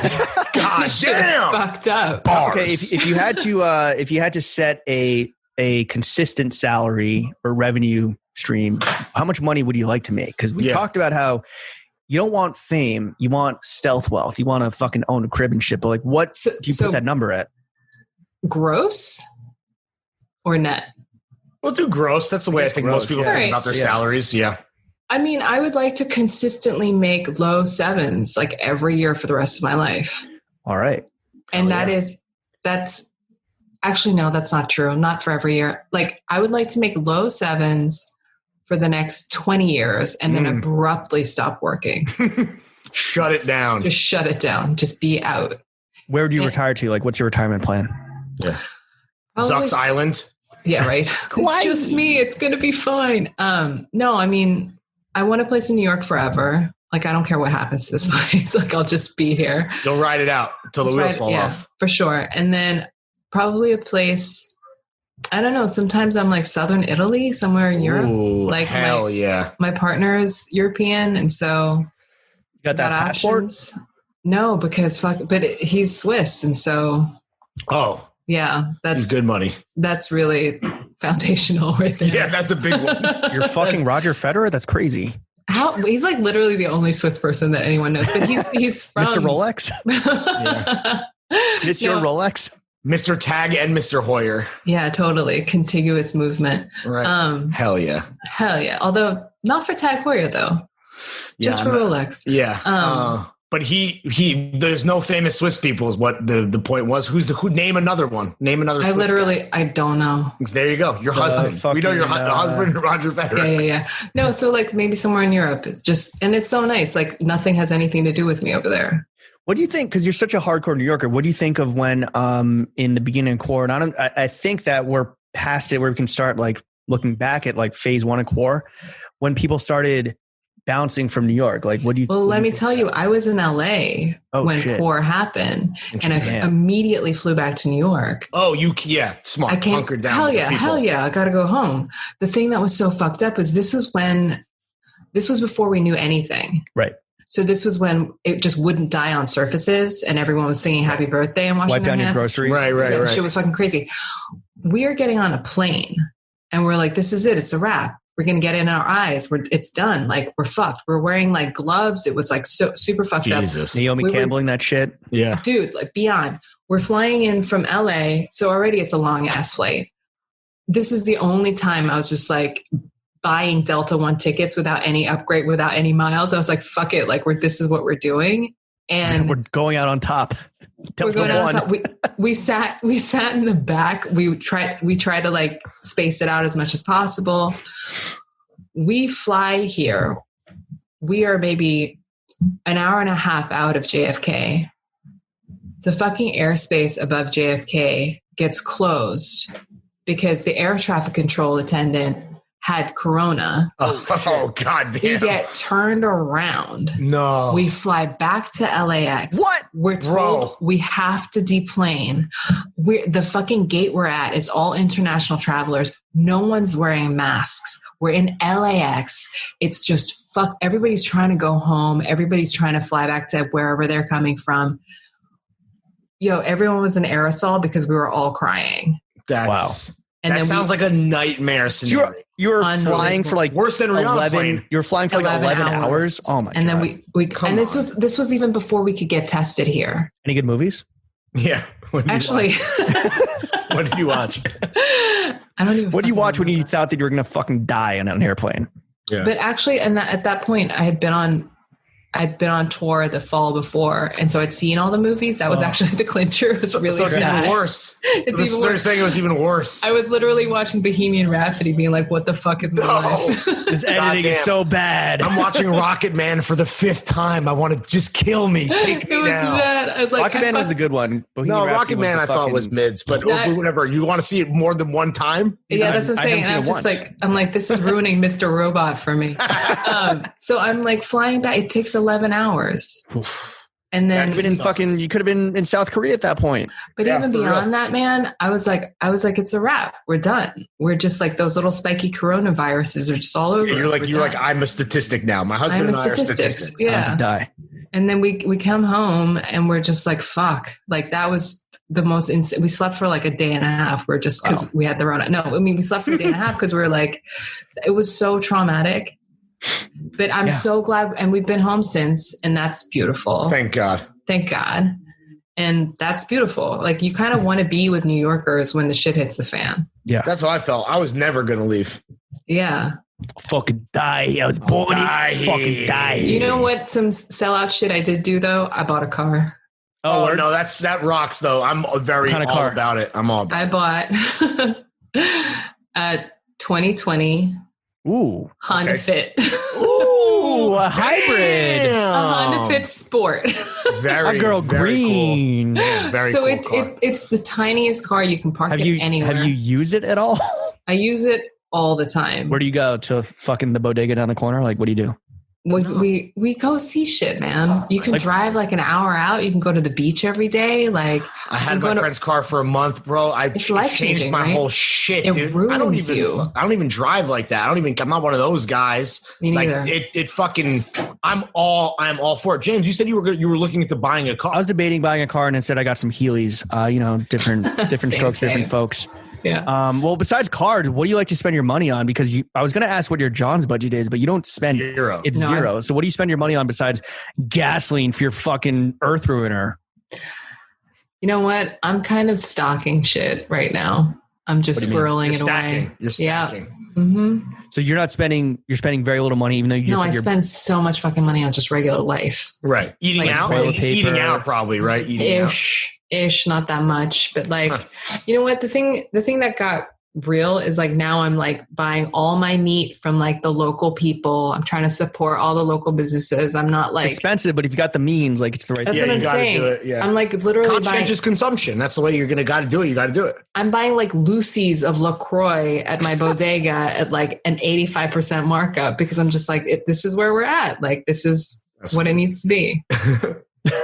Well, thank you for your service. Yeah, I don't know. Why am I sitting here being like, and then the other thing I do, so that's mostly where my money's going. Just like, and also a ton of GoFundMe, fam. Like, yeah, Jesus, sure. That's a real thing. Yeah, absolutely. Direct relief.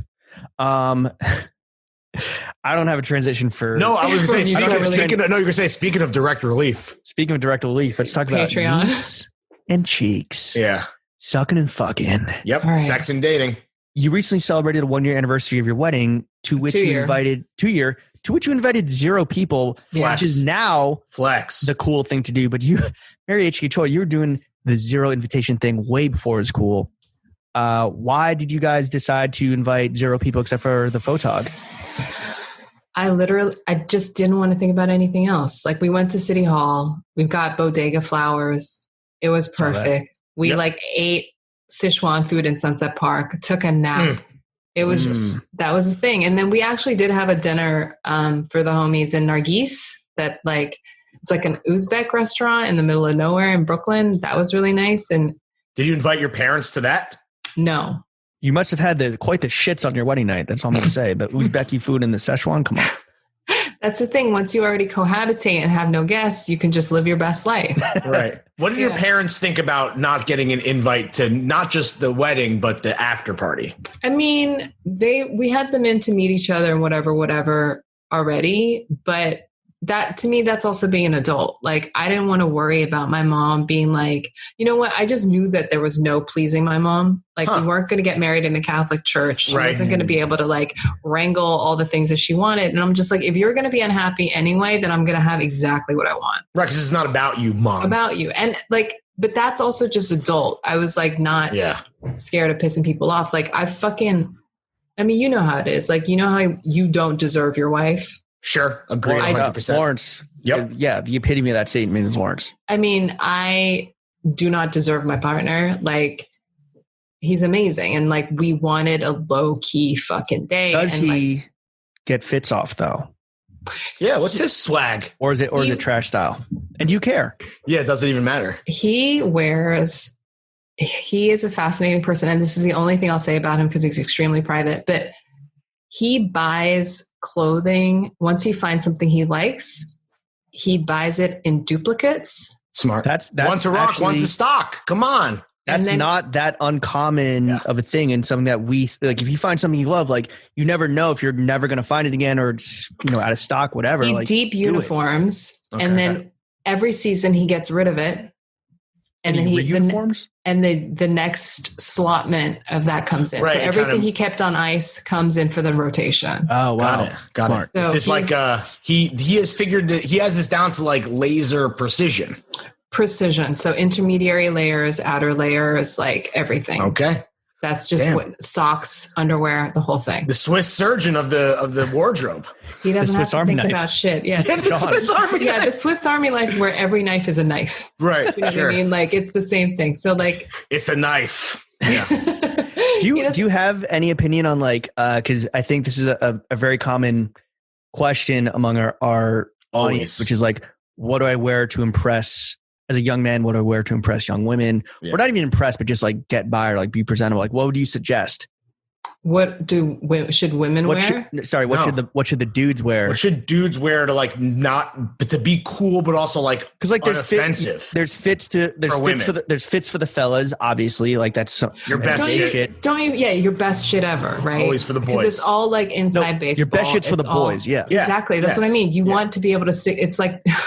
You guys are such like subreddit nerds. It's like you want this deep cut to be understood by someone who fully understands. Yeah, like that really is going to get what that can gush over me. Exactly. Rightfully so. But you know, when you wear that, you feel so pretty and you feel so held. So pretty. Shorts and hoodie season got me feeling like a bad bitch. You already know the fucking vibes. My man's ate no crumbs. Yeah, right. Yeah. What do they wear for the ladies? Yeah. I feel like when dudes just like level that exact level of effort, but also feeling cute confidence, it works for the ladies as well. So even when I would dress like you would for the boys, for the ladies, because I feel like that confidence would really come off. Take one piece off, right? Like don't wear the full Needles tracksuit. Put on just like a t-shirt with the Needles track pants. Exactly. Like, Yeah, one. you don't have to be like needle square. Just you go single. That's it. Sure. Yeah. Word. All right. Speaking of young men who are confused, we have Chef, I think, is on video mute. But we got Chuck here. Oh, Chef's back. Chef's back. Chef. Wait, what was you're on mute, Chef? Chef was eating some feta sal. I was folding my laundry. Thanks, bro. Very cool. You have in unit? Yeah. Wow. Shut up. Oh, nice. Flex. Nice. Are they miniature though? Or do they take like 2 hours per load? I did just have to dry my shit twice because it didn't go through. Damn, hate to see it. That's the fucking. That's how they get you. Yo, did you clean out your lint filter? Is that why your shit's not drying? I mean, we just moved in a couple weeks ago, so I haven't even really thought about doing that yet. But, my assumption, Chef, is that it's a ventless dryer because they don't want the steam making mold, and so it just takes fucking forever. Which is again, yeah, we have a vent. Get you. Got a vent. But okay, 60 seconds of thirst. We're gonna allow Chuck and Chef to have the floor. They're gonna ask you anything, pitch you on something. Maybe they have a book idea, maybe they have a movie idea. Chef is still thinking about laundry, so Chuck, will go with you. You talked a little bit about like paying attention to like the bestseller list, but I was wondering like how, like what you think of like the trolls and like negative criticism and like how you deal with that, because I'm sure there's like a bunch of Amazon fucking jokers and stuff and people reviewing your shit. Well, to paraphrase Rick Rubin, it's like, don't read the reviews unless you want to know, like, unless you want to laugh or know the particular vibe of the person writing it, because it has nothing to do with the merit of your work. And I actually really believe that with the critics. Like, damn. People will shit on me for different reasons, and it's kind of fine. Because also, like, if you read Amazon reviews, some of them are like, this shit, like, shipped late. I fucking hate it. Like, 1 star. So, like, you kind of can't really let that dictate your work or your self-worth. What's the worst critical review you've ever gotten? Like, where people hate my writing, like, fundamentally. Really? Like, but did it come from like the your fucking prose? Like New York Review? Yeah, that polysyllabic prose shit. They're not fucking with it. And so that's the thing. It's like, I could be the best version of me and someone's still gonna fucking hate it. And like, I can't worry about that. The other thing too is like, yo, like someone reading my book and not liking it, deadass, they could just be hungry. Their blood sugar could be low. That's not my fucking problem. But you're clearly moving units, I guess, has a review from a place of merit stuck with you, or like whether it's a chip on your shoulder, like some vengeance shit, like, or does that just kind of, you just brush that shit off? I wish I was the type of person to be like, this person, this name said this, and then like verbatim spout off what they said. But like, I don't remember that shit. Like, you're like a quarterback throwing the interception. Short memory. So then what do you think of when you read a glowing review? Do you take it less seriously because you're like, this person just ate Chick-fil-A, so of course they're going to love the book or whatever? Yes. Like conflict chicken. Right. No, like Popeyes. So you don't get gassed on reviews either way, right? You don't let it tear you down. What good review do you remember ever? Oh, yeah, I guess you're right. You know what I mean? You have because we get reviewed terribly. Well, our reviews also seem to either be getting our dick sucked or we get reviewed terribly on Reddit. We have like 4,000 5 stars and like 1 star. Oh, no. Not iTunes reviews. We're good there. I'm just saying people like the Amazon reviews for you. Like we get that shit like every episode basically on like Reddit. And it just seems to either be on either end of the spectrum, right? No one ever seems to have a measured Are you guys on Discord? Yes, unfortunately. Discord. I mean, like how's the fandom over there? When you join the Patreon, you should join. Yeah. I mean, welcome to the motherfucking Thunderdome. If you want to hit the Discord, be my guest, fam. I mean, that's fascinating. And that's like, they're intense. They're intense. It's the same thing. So it's either way. There's sometimes those places like Reddit and Discord, sometimes they hit you with the criticism that you kind of agree with. Yeah, they give us good advice sometimes. Like, why the fuck are you guys talking about wedding bands for 10 minutes? Well, fair, but like, you know what? I fuck with good notes. I will fuck with a good note. You know what I always tell Lawrence? No one leaves a good review. No user leaves a good review. So like the 3 negative things that are fucking eating away at your soul, like what percentage of the overall listenership is that? And just imagine that like anyone who didn't leave a bad review, They're satisfied. Absolutely. A satisfied customer. Absolutely. Yeah. I don't. And then Lawrence ignores me and he goes back in and just fucking yells at people. It's weird. I like and watching James groom in his own reflection in the Zoom. That's like my favorite part of this entire podcast. You should watch James do his other type of grooming, if you know what I'm saying. I have a separate razor for that. Right. No, I meant the young female fans that you. No, not since the first Obama administration. Yeah, the YA that he's going to ride all night long. Yeah. So read it, not ride it. Read it all night long. Perfect. What the kids are calling it nowadays? Whatever you say, boss. 100%. Chef, did you have a question? Is it Mary's like, I'm the podcaster now. Yeah, totally. Chef's like, how do you clean out the lint from your laundry? Actually, though, I also grew up in an Asian household, and I feel like it's pretty common. What's up? South Asian. Yeah, South Asian. Yeah. I feel like it's whatever. Why do you ask his fucking question, bro? I thought you were going to say something again, so I paused. I'm letting you speak now. I feel like this is your time. This is 60 seconds of thirst. Hey, thanks, man. I feel like there's a lot of internal suppression of like emotions, especially like expressing them, particularly around like your parents and stuff. And you obviously like over the last couple of hours, I feel like I've gotten the impression that you are like so in touch with yourself and very like comfortable with who you are as a person. And I think that like as children of Asian immigrants get older, like that's something that everybody kind of like experiences is in the States.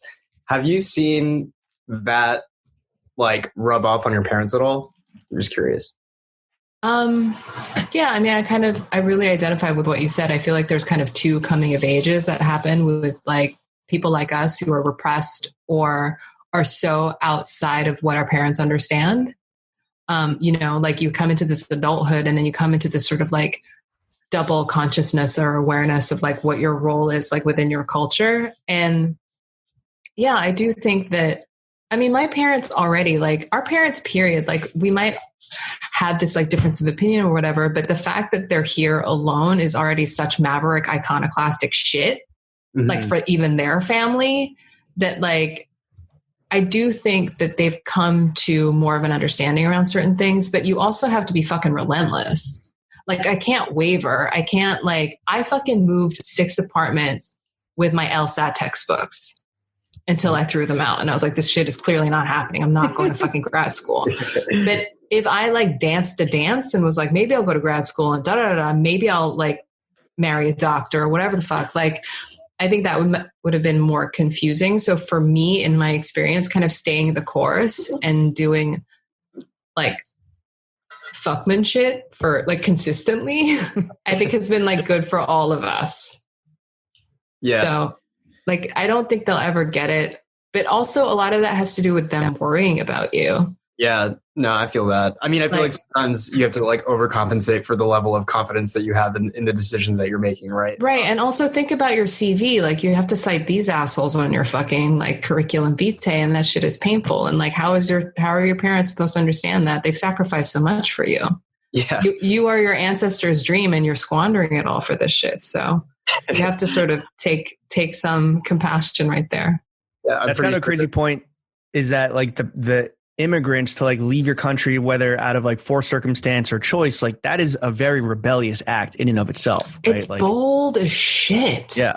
Whether you're running towards running away, whatever, like both those things are true. And then like trying to make your way, like some of these scams and hustles for like the people like first generation, like that's so fucking real. Mm-hmm. Are we going to see, or it sounds like we might maybe hopefully hear some of this in Milk Teeth? There's going to be a lot of things in Milk Teeth. And I would also like for that to be written, because like it's still right. It's a one-sheeter. I too would like to read that book and see those right things. Now, all we got is milk and all we got is teeth. We got to fill out everything in between. Leak the deck. Yeah. Totally. All right, Chef, that was a Chef and Chuck. Thank you for 2 Thanks, guys. really Great good questions. Wait, how did you link up with Chef and Chuck? Chuck sent us a vine of Kanye West doing the Wolves dance to Teenage Dirtbag, and we said, you want to be our social media intern? And he said, yes. Can I also move to New York and could you get me a job? Right, Chuck? Is that? And we That's did. correct. Where were you from, Chuck? Arizona, Tucson. Oh, okay. Right on. And then Chef interviewed. Chef came. We had producer Jay, and we got him a full-time job at I think we can say Vox Media. Yes, where he now like produces all their podcast based on a fucking lie. Some woman at Vox is like, "Hey, so don't say this. What's the statute of limitations on his job, bro?" Just based on a liberal interpretation of his duties at filling up. I believe it's called a fibioli. a fibiola. And so Chef came in. He was wearing a leather jacket and a St. James long sleeve stripy tee. He interviewed against, but here's the thing. We interviewed, James and I posted up at Kinfolk. We got shit-faced and we did a revolving, big RIP. Shout out the Hulk fam. We just did a revolving door of candidates and we interviewed 5 to 7 people. Like close to 10. And for me, I was like, Chef is the one. Like this guy's got the experience. Chef was wearing a leather POC. Leather jacket. What kind of leather jacket? It wasn't a leather jacket. I was wearing like a cardigan or something. Yeah. Even better. I thought I was going to say Carhartt, but it took a turn. I was like, we were like 6 Negronis deep at that point, so it looked like a fucking. Yeah, I honestly think he was towards the end, and we were just like pretty smashed, but we were both like, I was the first interviewee of the day. I showed up before you did. Oh, well, also, by the way, like we were pretty smashed before we even started interviewing, so it didn't matter. We were drunk. Time is a flat circle. Yeah, but we definitely were like this little fucking this hipster fuck. When you know, of course, it was love at first sight. Here we are. I don't know, Chef, how long have you been working with us for now? 2.5 years, since the beginning of 2018. God damn. And Mary, that was the low point of Chef's life. And we fucking like a phoenix from ashes. He is now killing it professionally, personally. And I'm not saying that it's because of us, but I do think it's a funny coincidence. But use your fucking brain. You know what I'm saying? Fill in the blanks. We can all connect the dots here. Read between the lines. But no, thank you, boys, for another strong 60 seconds of thirst. Mary, you are obviously a fucking taste goddess. Right. We wanted you on this podcast, not just to talk about what you're doing and how you're living, but also we want some fucking recs. That's all people want these days, right? Is just some intel. Goddamn intel and recon. So in this segment, we call Fuck With Not Fuck With. It's a working title still working on the title. Maybe you can help us with that. You're a writer. We're going to throw some categories at you. You tell us what you're fucking with. Milk teeth, not milk teeth, something like that. Yeah. Maybe. All right. First up, brands. What brands are you fucking with? And it doesn't just have to be fashion, but like, we are a fashion podcast. Yeah. I think a lot of vintage shit right now. Okay. Do you have any favorite shops in New York that you want to throw out there? Well, yeah. Speaking of retail, throw them some business, throw them some awareness on the retail.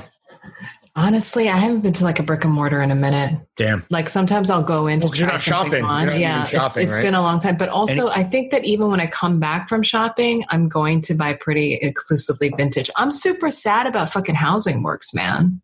Are they done? No, they're not done. But like apparently, instead of hiring back their workforce, they're like preventing them from forming a union, and they're also like hiring these like volunteers, basically, so that they don't have to like do anything. Like scabs. And that's scabs, man, and that hurts my heart because I really fucked with Housing Works heavy. And you're not fucking with Housing Works. I love vintage Eileen Fisher. Ooh, and I actually really like. I like a lot of like plus size clothes that you can just wear in the dimensions that you want. Make them your own. Yeah, totally. And I love La Mer for Uniqlo. Like that. I think that's consistently the thing. That's Larry's shit. Uniqlo U, baby. Uniqlo U all day. I love the men's department in Uniqlo U. That's like great shit. All the like all the fleeces, all the sizing is just. Like, what do you think of our campaign with Uniqlo EG? Oh, did you see that? No, I didn't see that. I missed it was huge. I mean, there was billboards on like expertly Houston, executed Times Square. Yeah, it was. I'm going to check that out. Shift. I'm sorry, but like the copping sabbatical really has me cloistered. Because seriously, I'm not trying to. Couldn't even like a goddamn Instagram. Goddamn motherfucking boys. Jesus, that costs nothing. What the fuck? It costs me. Like the temptation is too real. I see something like that. Like the craving sets in. Like what can I do? It was like a $40 fleece, Mary. You couldn't have fucking. And this was a while ago too. This was probably before the sabbatical started. Yeah, I don't know. Was it before last last. Oh, it was probably last October or something, wasn't it? Yeah, it might have been right around a year ago. Damn, All right. fuck, shit. Sorry, dude. That's fine. Any other brands you're fucking with or not fucking with? Yeah, maybe even non-fashion stuff. I'm fucking with the Libby app, which is the library app. Okay. And you can read all the books on there. And what I've been doing is anyone who's like kind of canceled or problematic, and I don't want to like buy their book, but I kind of secretly want to read them. Like, I'll do that. I'll just borrow the library book. Ooh. Like that French pedophile dude? Who? All of them. All 100% all of them. French and pedophilia, it's a synonym at this point. I love local bookstores. Okay. You know what the great Amazon alternative is? Bookshop. Bookshop.org is gas. It's amazing. You might get your book shipped to you 3 to 4 months from the purchase date, but that's okay. Actually false news. It's fake news. That happened to me just recently. Okay, isolated incident. Okay, so their thing is what book did it happen to you for? It was about the race between airplanes and zeppelins. It was like it was like like in the 19 it was like going to be one or the other, and like airplanes obviously won. That book sounds fucking awesome. Thanks, man. Was it good? I haven't gotten it yet. Oh, it hasn't come in yet. Got it. It hasn't. You know why they're sending it by Zeppelin? Zeppelin's one. It's true. Bookshop.org. It connects you with connects you with an independent bookstore, right? It's a database or a platform for indie bookstores. So they will have your book, but it might get shipped to you from some fucking hill person in Tennessee. That's all I'm saying. Some troglodyte. Yeah. I fuck with Books Are Magic, my bookstore, my local. Okay. Is that a magic bookstore? They Okay. do really about is. how to perform sleight of hand. How to float above the Arizona desert. Exactly. And yeah, that's kind of that. It's like very low profile right now. You fuck with Haywood Hills. Do you know that service? No, what is that? It's something I'm signed up for. It's British, and basically you tell them your interests and your favorite books and your favorite authors, and then they send you a book a month or $2 a month, depending on what you want to pay. This is your shit. You're always recommending this. I get hit up all the time. Why don't you get sponsored? I get hit up all the time because it's a fucking bookstore. They have no money. I get hit up all the time about it. It was a Christmas present for my parents, and people love it. They say like my book buyer like knows me better than like my partner is like what the reviews say. Is that sad or happy? So far with me, they're 1 for 2, and I don't have a partner. So I know we heard. Well, you decide to bring it up in minute 3, which is going to make it. That's true. Shout out to Mary. What a great guest, man. We're happy to have you here. Anything else you're not fucking with or fucking with? Yeah. What do you? Is there brands you want to put on blast? You want to get fucking? You want to drag some motherfuckers through the mud? No, I mean it's hard enough for everybody at this point. I'm really trying to not do the Amazon thing though, for real. Like I'm trying to actually pay. It's so hard. I mean. Actually paying shipping and handling, that's painful. In this economy? I will say if you consciously try to cut down on your Amazon purchasing, you can cut down a lot. If you're like, because it's so easy, like one click buying to just like open the app, find it, buy it. But like, if you're like, no, I'm only going to cop from Amazon if like I can't find it anywhere else. Ditch. Totally. Like the detritus that you amass in your house gets significantly dwindled, and that's nice. Also, those fucking boxes. Who's trying to break down boxes? Facts, dude. That shit is. They're so bad with it. The packaging. Like it's almost like a slap in the face. It's like almost on purpose, right? That's the vibe I get. It's absurd. It's absurd. And how can? That's Bezos saying, "Suck my dick that looks just like my cardboard dick." Totally. And also, like, just like fuck the planet, like every single time. And so, like, I'm trying to. Maybe it is cool when you actually take it. Maybe it is such a massive flex. Nah, it's bad. It's bad. I mean, it is a massive flex, like to search for shit for fucks to give high and low and like come up short. Just none. But it's so evil. It is. What about sneakers and footwear? Yeah, you mentioned the Nikes, the Stussy, the number 2 of the Stussy Nike collab, the caged up Spiridons. I get really, you know what? The only Nike I don't kind of want to buy, the thing I've learned in my copping sabbatical is what I wear the most. Okay. Like, what are my go-tos? I would love to hear What's those. the rotation right now? Yeah, well, I'd love to hear about that. I love rifts. I'm a rifts person. Right. Sure. I like the tabby type of silhouette with everything. Apparently, they're the most comfortable for me. They're very cool. I actually, I know the Margiela shit has like blown up as it's become kind of like a fashion like meme piece. But the Rift to me is more if you know. I think it's a better option. And they're amazing. I fucking love them. And then what's your favorite thing to put between the toes of your tabbies? Cigarettes, produce. Yeah. I'm not the literal internet. Like nothing. What the fuck? I have work to do. I would like to be wealthy in this lifetime. Do you have tabby socks? Do you have tabby socks? I do. You know who makes great tabby socks? Daiso, that Japanese dollar store. They make Is that in New York? tabby socks. Yeah, is that you cop online? That's in LA. Sorry. Oh, damn. But I think there's one in Jersey now. But the other thing too is, do you know what I was looking at that felt like so long ago? I was like looking at something online and I saw the Fila Disruptor. Remember those? Wow. Doesn't that feel like so? That feels Remember those? The Tiger King of the sneaker world. Yeah. Totally. That's what I'm saying. Like time is so strange right now. Yeah. Like I can't even remember what I was what was into in March. Yeah, fuck. I mean, Tiger King is like, that's the joke because it's like, that feels like the last thing that existed. Totally. Right? Totally. That and like not dying from touching things, which I guess is still true now. You know what I also fucking love? I think I'm going to buy a lot more Pleats Please, just like keep that in the rotation. And also like, I love Vibskov. Like Henrik Vibskov. Like, just like. For the weird shit? Nah, for the staples. They make good staples. Yeah. They're not that crazy. It's mostly it's like good Scandinavian shit, right? No, there's like weird silhouettes, but I mean like the stuff. He's an avant-garde designer, no? Yeah, considered so. But then we'll just fuck around and make some really nice like degular pieces. Sure. Low key. Besides disruptors, is there any like sneaker shit? Because you must still see it. Like, is there still sneaker shit that you're seeing out there that you're just like, what the fuck are these people thinking? I don't like when heritage brands pander. Like DMA. So like, you know that, for example, like DMA. No, like I fucking hate. Shout out the gabagools at DMA. Like. Mamma mia. No, like. I hate when they make girl shit. Like I hate shrink it and pink it type shit. Shrink it and pink it, but also like that shit where like everybody's got to have a fucking creeper sole. Yeah. Like a classic fucking like just standard shoe will just have like a bullshit silhouette. And I'm just like, why are you doing this? For like fiduciary responsibility. Yeah, to the board. To the fiduciary responsibility to the shareholders. To the fidouche bags. To the bottom line. My fiduciary responsibility to the bottom line, bitch. Actually, you know what I fuck with heavy? Just buying your friend's merch. Yo, did you cop any Throwing Fits merch? I will.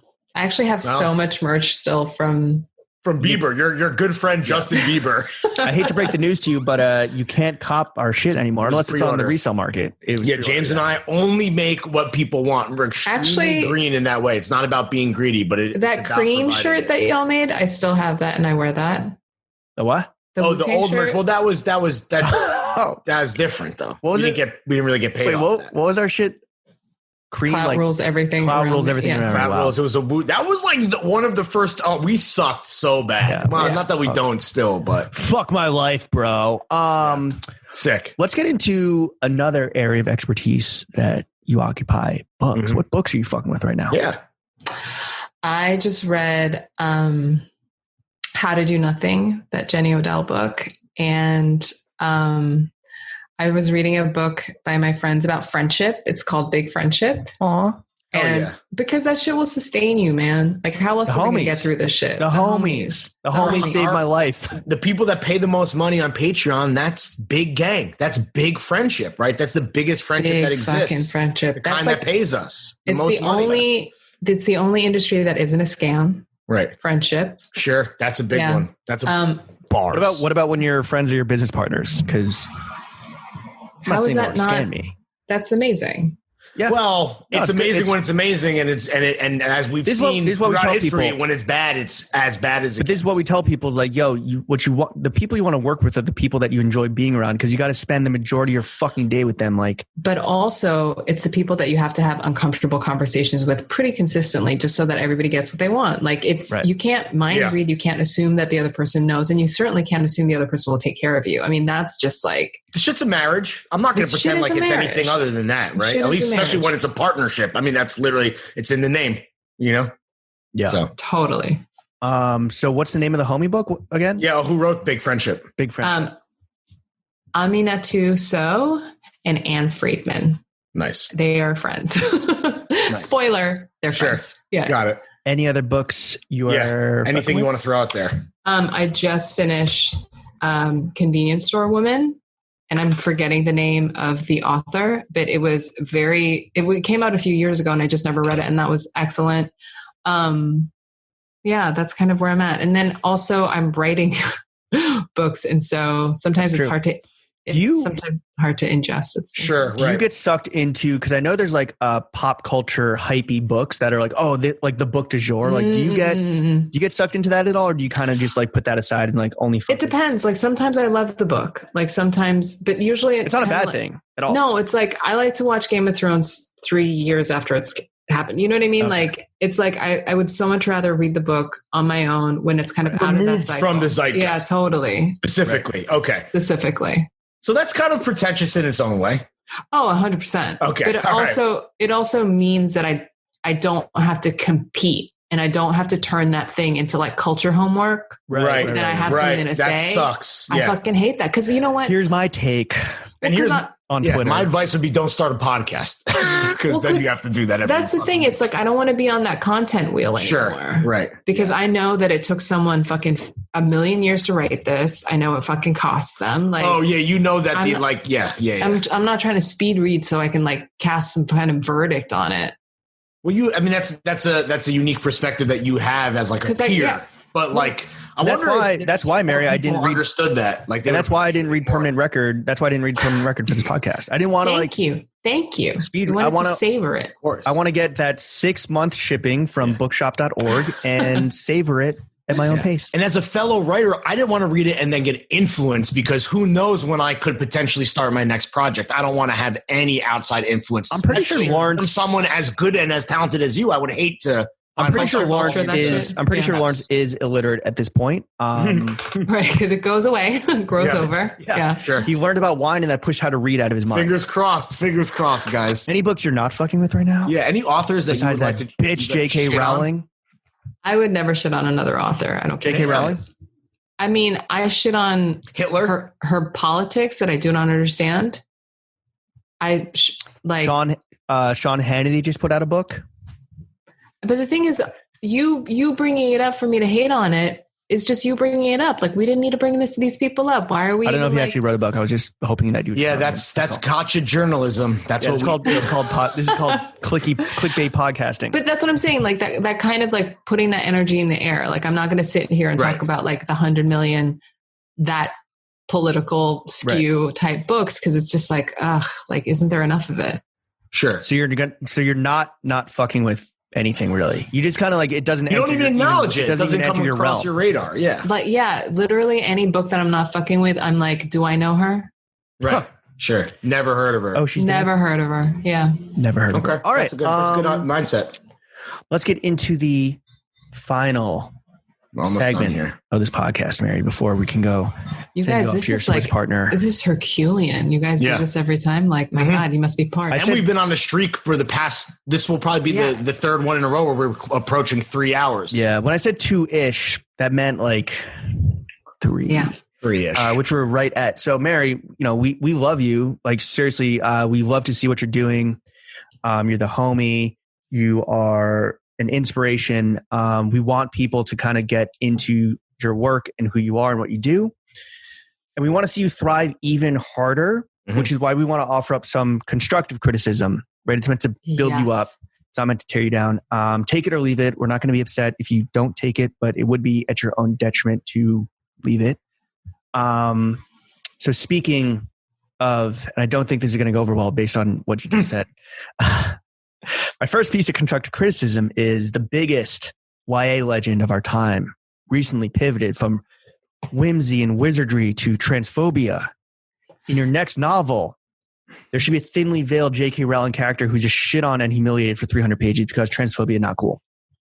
First of all, it's Rowling. Second of all, not recently pivoted. She's always been on the shit. She's always been banging this like transphobic. Which I don't even know what TERF is, but she just put out a book where there's like a serial killer transgender person or something. I don't know what the premise is, but it's bad. It's a negative portrayal of the people that she publicly denounces. Right. It's like but she denies she's transphobic and then puts out a fucking massive trans panic book, she's literal capping. trans panic book. Yeah. Damn.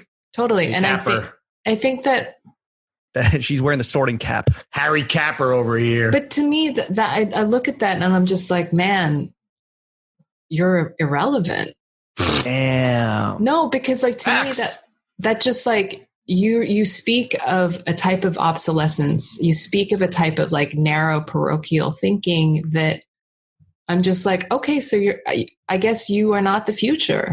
No, like that. She had one hit. It's a multi-billion-dollar. It's one hit. Yo, here's the thing: is George Lucas relevant anymore? Same shit, man. You know, you're only as good as your last fucking smacker. So J.K. Rowling, get the fuck out of here. I don't. And it's just yeah. Also, that shit is for babies, dude. Who gives a fuck about Harry Potter? Did you like Harry Potter? That's for middle. No, dude. I'm not asking. I'm not asking you. I'm asking our guest. No. I have never read a Harry Potter book. Really? Who gives a shit? Everyone. Actually, that is like such deep, like it is so controversial to never have read it in my. Never seen a movie either. I don't know about you. I've never even looked at one fucking frame. I don't care. I missed it. And that's not something. Corny, and at this point, that's not. Would you ever revisit those, or is it kind of like doesn't matter, dead, irrelevant? I don't know. I really don't know. I'll never say never. I'll never say never, but I'm not incentivized in any way at this point. Right. She's not doing herself any favors. It's kind of like Kanye West, to be totally fair. Yeah, fair. Like no, for a lot of people, that's definitely like what they're grappling with. That's what I'm saying. I'm just like, man, say less. Yeah, shut the fuck up. Just be rich and fucking log off. Say less. Yeah. Just be rich and log off and get the fuck out of here. Damn. If you have over, a friend of mine said this, if you have over like $15 million, you should have your social media deleted. That's what I'm talking about earlier when I was saying like I want to have enough to be done. That seems low. I want to flex if I have $15 million. Okay, well, that's your own. Like, wasn't that thing in Succession about to be the poorest rich guy? Isn't that what? 20 million. Oh, that's what cousin Greg is. He was saying that sucks. They both suck. Yeah. 20 million. Don't want to be the 20 million is the worst rich level because yeah. You still have to work, but like people think you're rich. Right. Totally. They just think you're fucking money's growing on trees. Okay, James, that was pretty good constructive criticism. I think we're off to thanks, Lawrence. A cracking good start on our final segment. Speaking of potentially writing in dubious characters to works that might reflect your thoughts on them in real life, what about throwing fits into your next book? And maybe you make us look better than JK is making, trans people look. You can make us be like heroes. I could do that. Adventurers, just like the best versions of ourselves. You could write that into a book. That'd be cool. Or just a reference. That could just be one of your cool hip references. You could have Gian DeLeon consult on it. It's true. You know what? There are like tiny little subliminals throughout. Like different perfect characters are based on people in my life, and I never even tell them that that's happening. Really? Yeah, and it's usually very positive. Has anyone ever caught it? Have they ever caught it and called you out and be like, "Yo, is that?" Wait a second. Or do you think would they be like being such a narcissist? Like it would make them seem so bad. That it's never come up, but it's in there. It's throughout. That's funny. That's interesting. That's good. I like that. You never know. Who knows? Damn, that's like the most expert version of, I guess in your case, not subtweeting, but like, no one will ever know. It is kind of. You'll never know. Yeah, like product placement, but with the homies. But Mary, everyone knows product placement, bro. Mary, it's like subliminal messaging. Mary, you have recently started writing the script for John M. Chu. The throwing fits. Listen, the push and pull of it's bigger than throwing fits. It's the Jimmy and Larry epic. It's the saga. It's the fucking Ulysses of our time, right?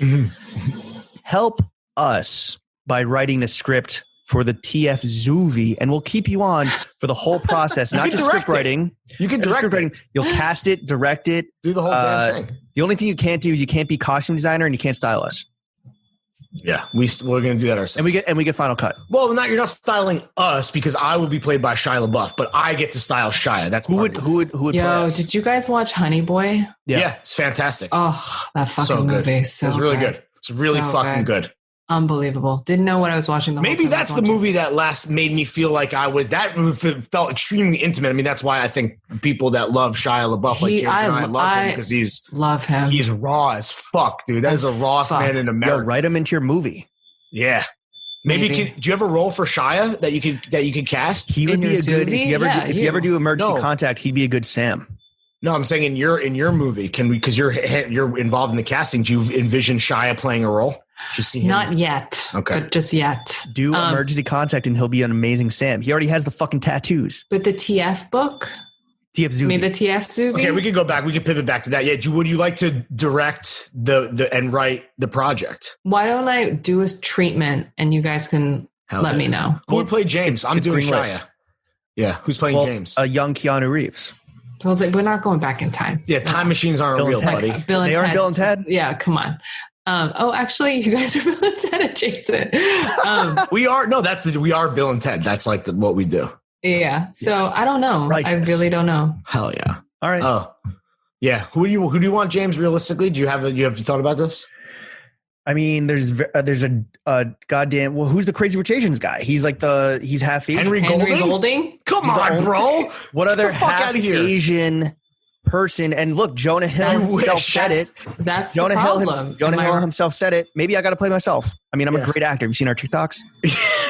Though, honestly, the TF biopic where it's Shia LaBeouf and Henry Golding that's written and directed by Mary H.K. Choi is a fucking smash. Dude, already. Totally. Hell yeah. All right. Well, you can book Oscars that. 24 fucking quaking in their boots. I just love the part where he cast Henry Golding as himself. I'm still stuck on that. That should be the opening scene of the movie. But that's what I'm saying. Name another half Asian in Hollywood. First of all, you don't have to say half because you're whole. I'm half. You know, you're mixed. Heavy you're mixed. vibes. Heavy vibes. Yeah, you're mixed. It's not a fraction. You're just a lot. Show. Like, fine. We'd have to cast He's for old you. as shit. We'd have to cast for you. Like an unknown. Let's use this role to discover a new star. Let's create a star. I got it. It's Evan Mock. Can he act? Not probably, whatever. He's like hot and like Asian. He is hot. So, yeah. Fair, cool. Good to know. Speaking of more ways that Mary can help the only podcast that matters, James and I have been talking a lot about how content behind the paywall, how we can diversify the offerings that we do. We got multiple podcasts. I feel like. Do you guys do like Q&A type shit? Yeah, we do an AMA podcast every quarter. Like a big AMA event podcast. We try to stagger them out. We try to stagger them out so that we get like a refreshed batch of questions. Right. But that's a big thing that people like is advice. And otherwise it would be a very like, yo, what pants should I wear? And we want it to feel special. That's like even like the live shows that we've been doing on Zoom, which have been a smashing success. Speaking of all, the successful things we've been talking about, not just in books. We've been out here. We've gone 2 for 2, right? On our live shows at this point. Yeah. So we're doing all this stuff. So basically what I'm saying is I would love to maybe combine these things that people like, this idea of like asking questions, getting advice, and the element that live Zooms at this point is as good as they could get. Can you host, Mary H.K. Choi, best-selling author, could you host a creative writing webinar for the Throw Gang behind the paywall, and is a way that we can leverage our friendship with you to continue to line our own pockets, but while also providing value and service to our fans via your hard work? No, that sounds exhausting. Yeah. What do you think? Do you think there's Throw Gang kids that like they're definitely writing novels and scripts right now that actually probably could use your advice, to be honest? We can talk about doing something to put behind the paywall. However, I mean, sure. Like there's probably people who are trying to write things and figure things out. And you want to cut, or you'll do it out of the little side bag, little script consulting? Yeah. No, I would never do that. But Yeah, I might do something like an AMA type something. Yeah. Also, submit your script. Submit your original screenplay to Mary via DMs or tweet it like Kanye, and she will read the whole thing and she'll give you one page at a time. You have 4 images available, but just one page at a time. DM it 1 page at a time. Well, Mary, where can the kids follow you and DM you their novels and scripts? I'm Choi to the World, which is my last name, CHOI, on everything. That's my website. TikTok? That's every social. I think it's my TikTok right now as well. Really? And is there anyone you want to plug before we kick you out of here and do an ad for mybookie.something? We don't know yet. Yeah. No. You don't want to plug anything? All right. No, I mean, God. Emergency contact, permanent record. The plug, honestly, is like my fucking book is coming out in March. Cop Yoke. Pre-order is available when?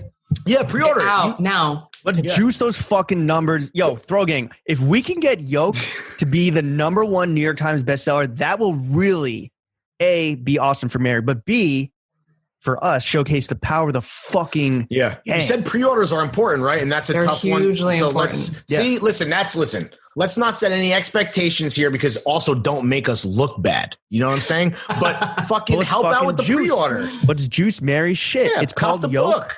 Pre-order now. Mary, thank you for coming on to thanks, Mary. You're the best. Only podcast that matters. We appreciate you giving us 3 hours of your time. Yes. I heard a fire alarm going off. I heard a microwave fucking whirring away. I know that you got a busy night ahead of you because you're way behind deadline, it sounds like. Yeah. That Hot Pocket's getting cold, girl. True. Mary, thank you for coming on the Mary. podcast that matters. Chef, hit that motherfucking outro music. Did a full 180, crazy, thinking about the way I was. Did the heartbreak change me?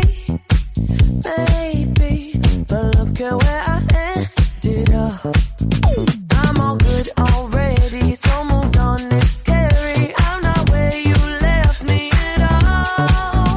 So if you don't wanna see me dancing with somebody, if you wanna believe that anything could stop me, don't show up, don't come out, don't start caring about me now. Walk away, you know how. Don't start caring about me now. Aren't you the guy who tried to hurt me with the word goodbye? Though it took some time to survive you, I'm better on the other side. I'm all good already, so moved on. It's scary. I'm not where you left me at all. So if you don't wanna see me dancing with somebody, if you wanna believe that anything could stop me,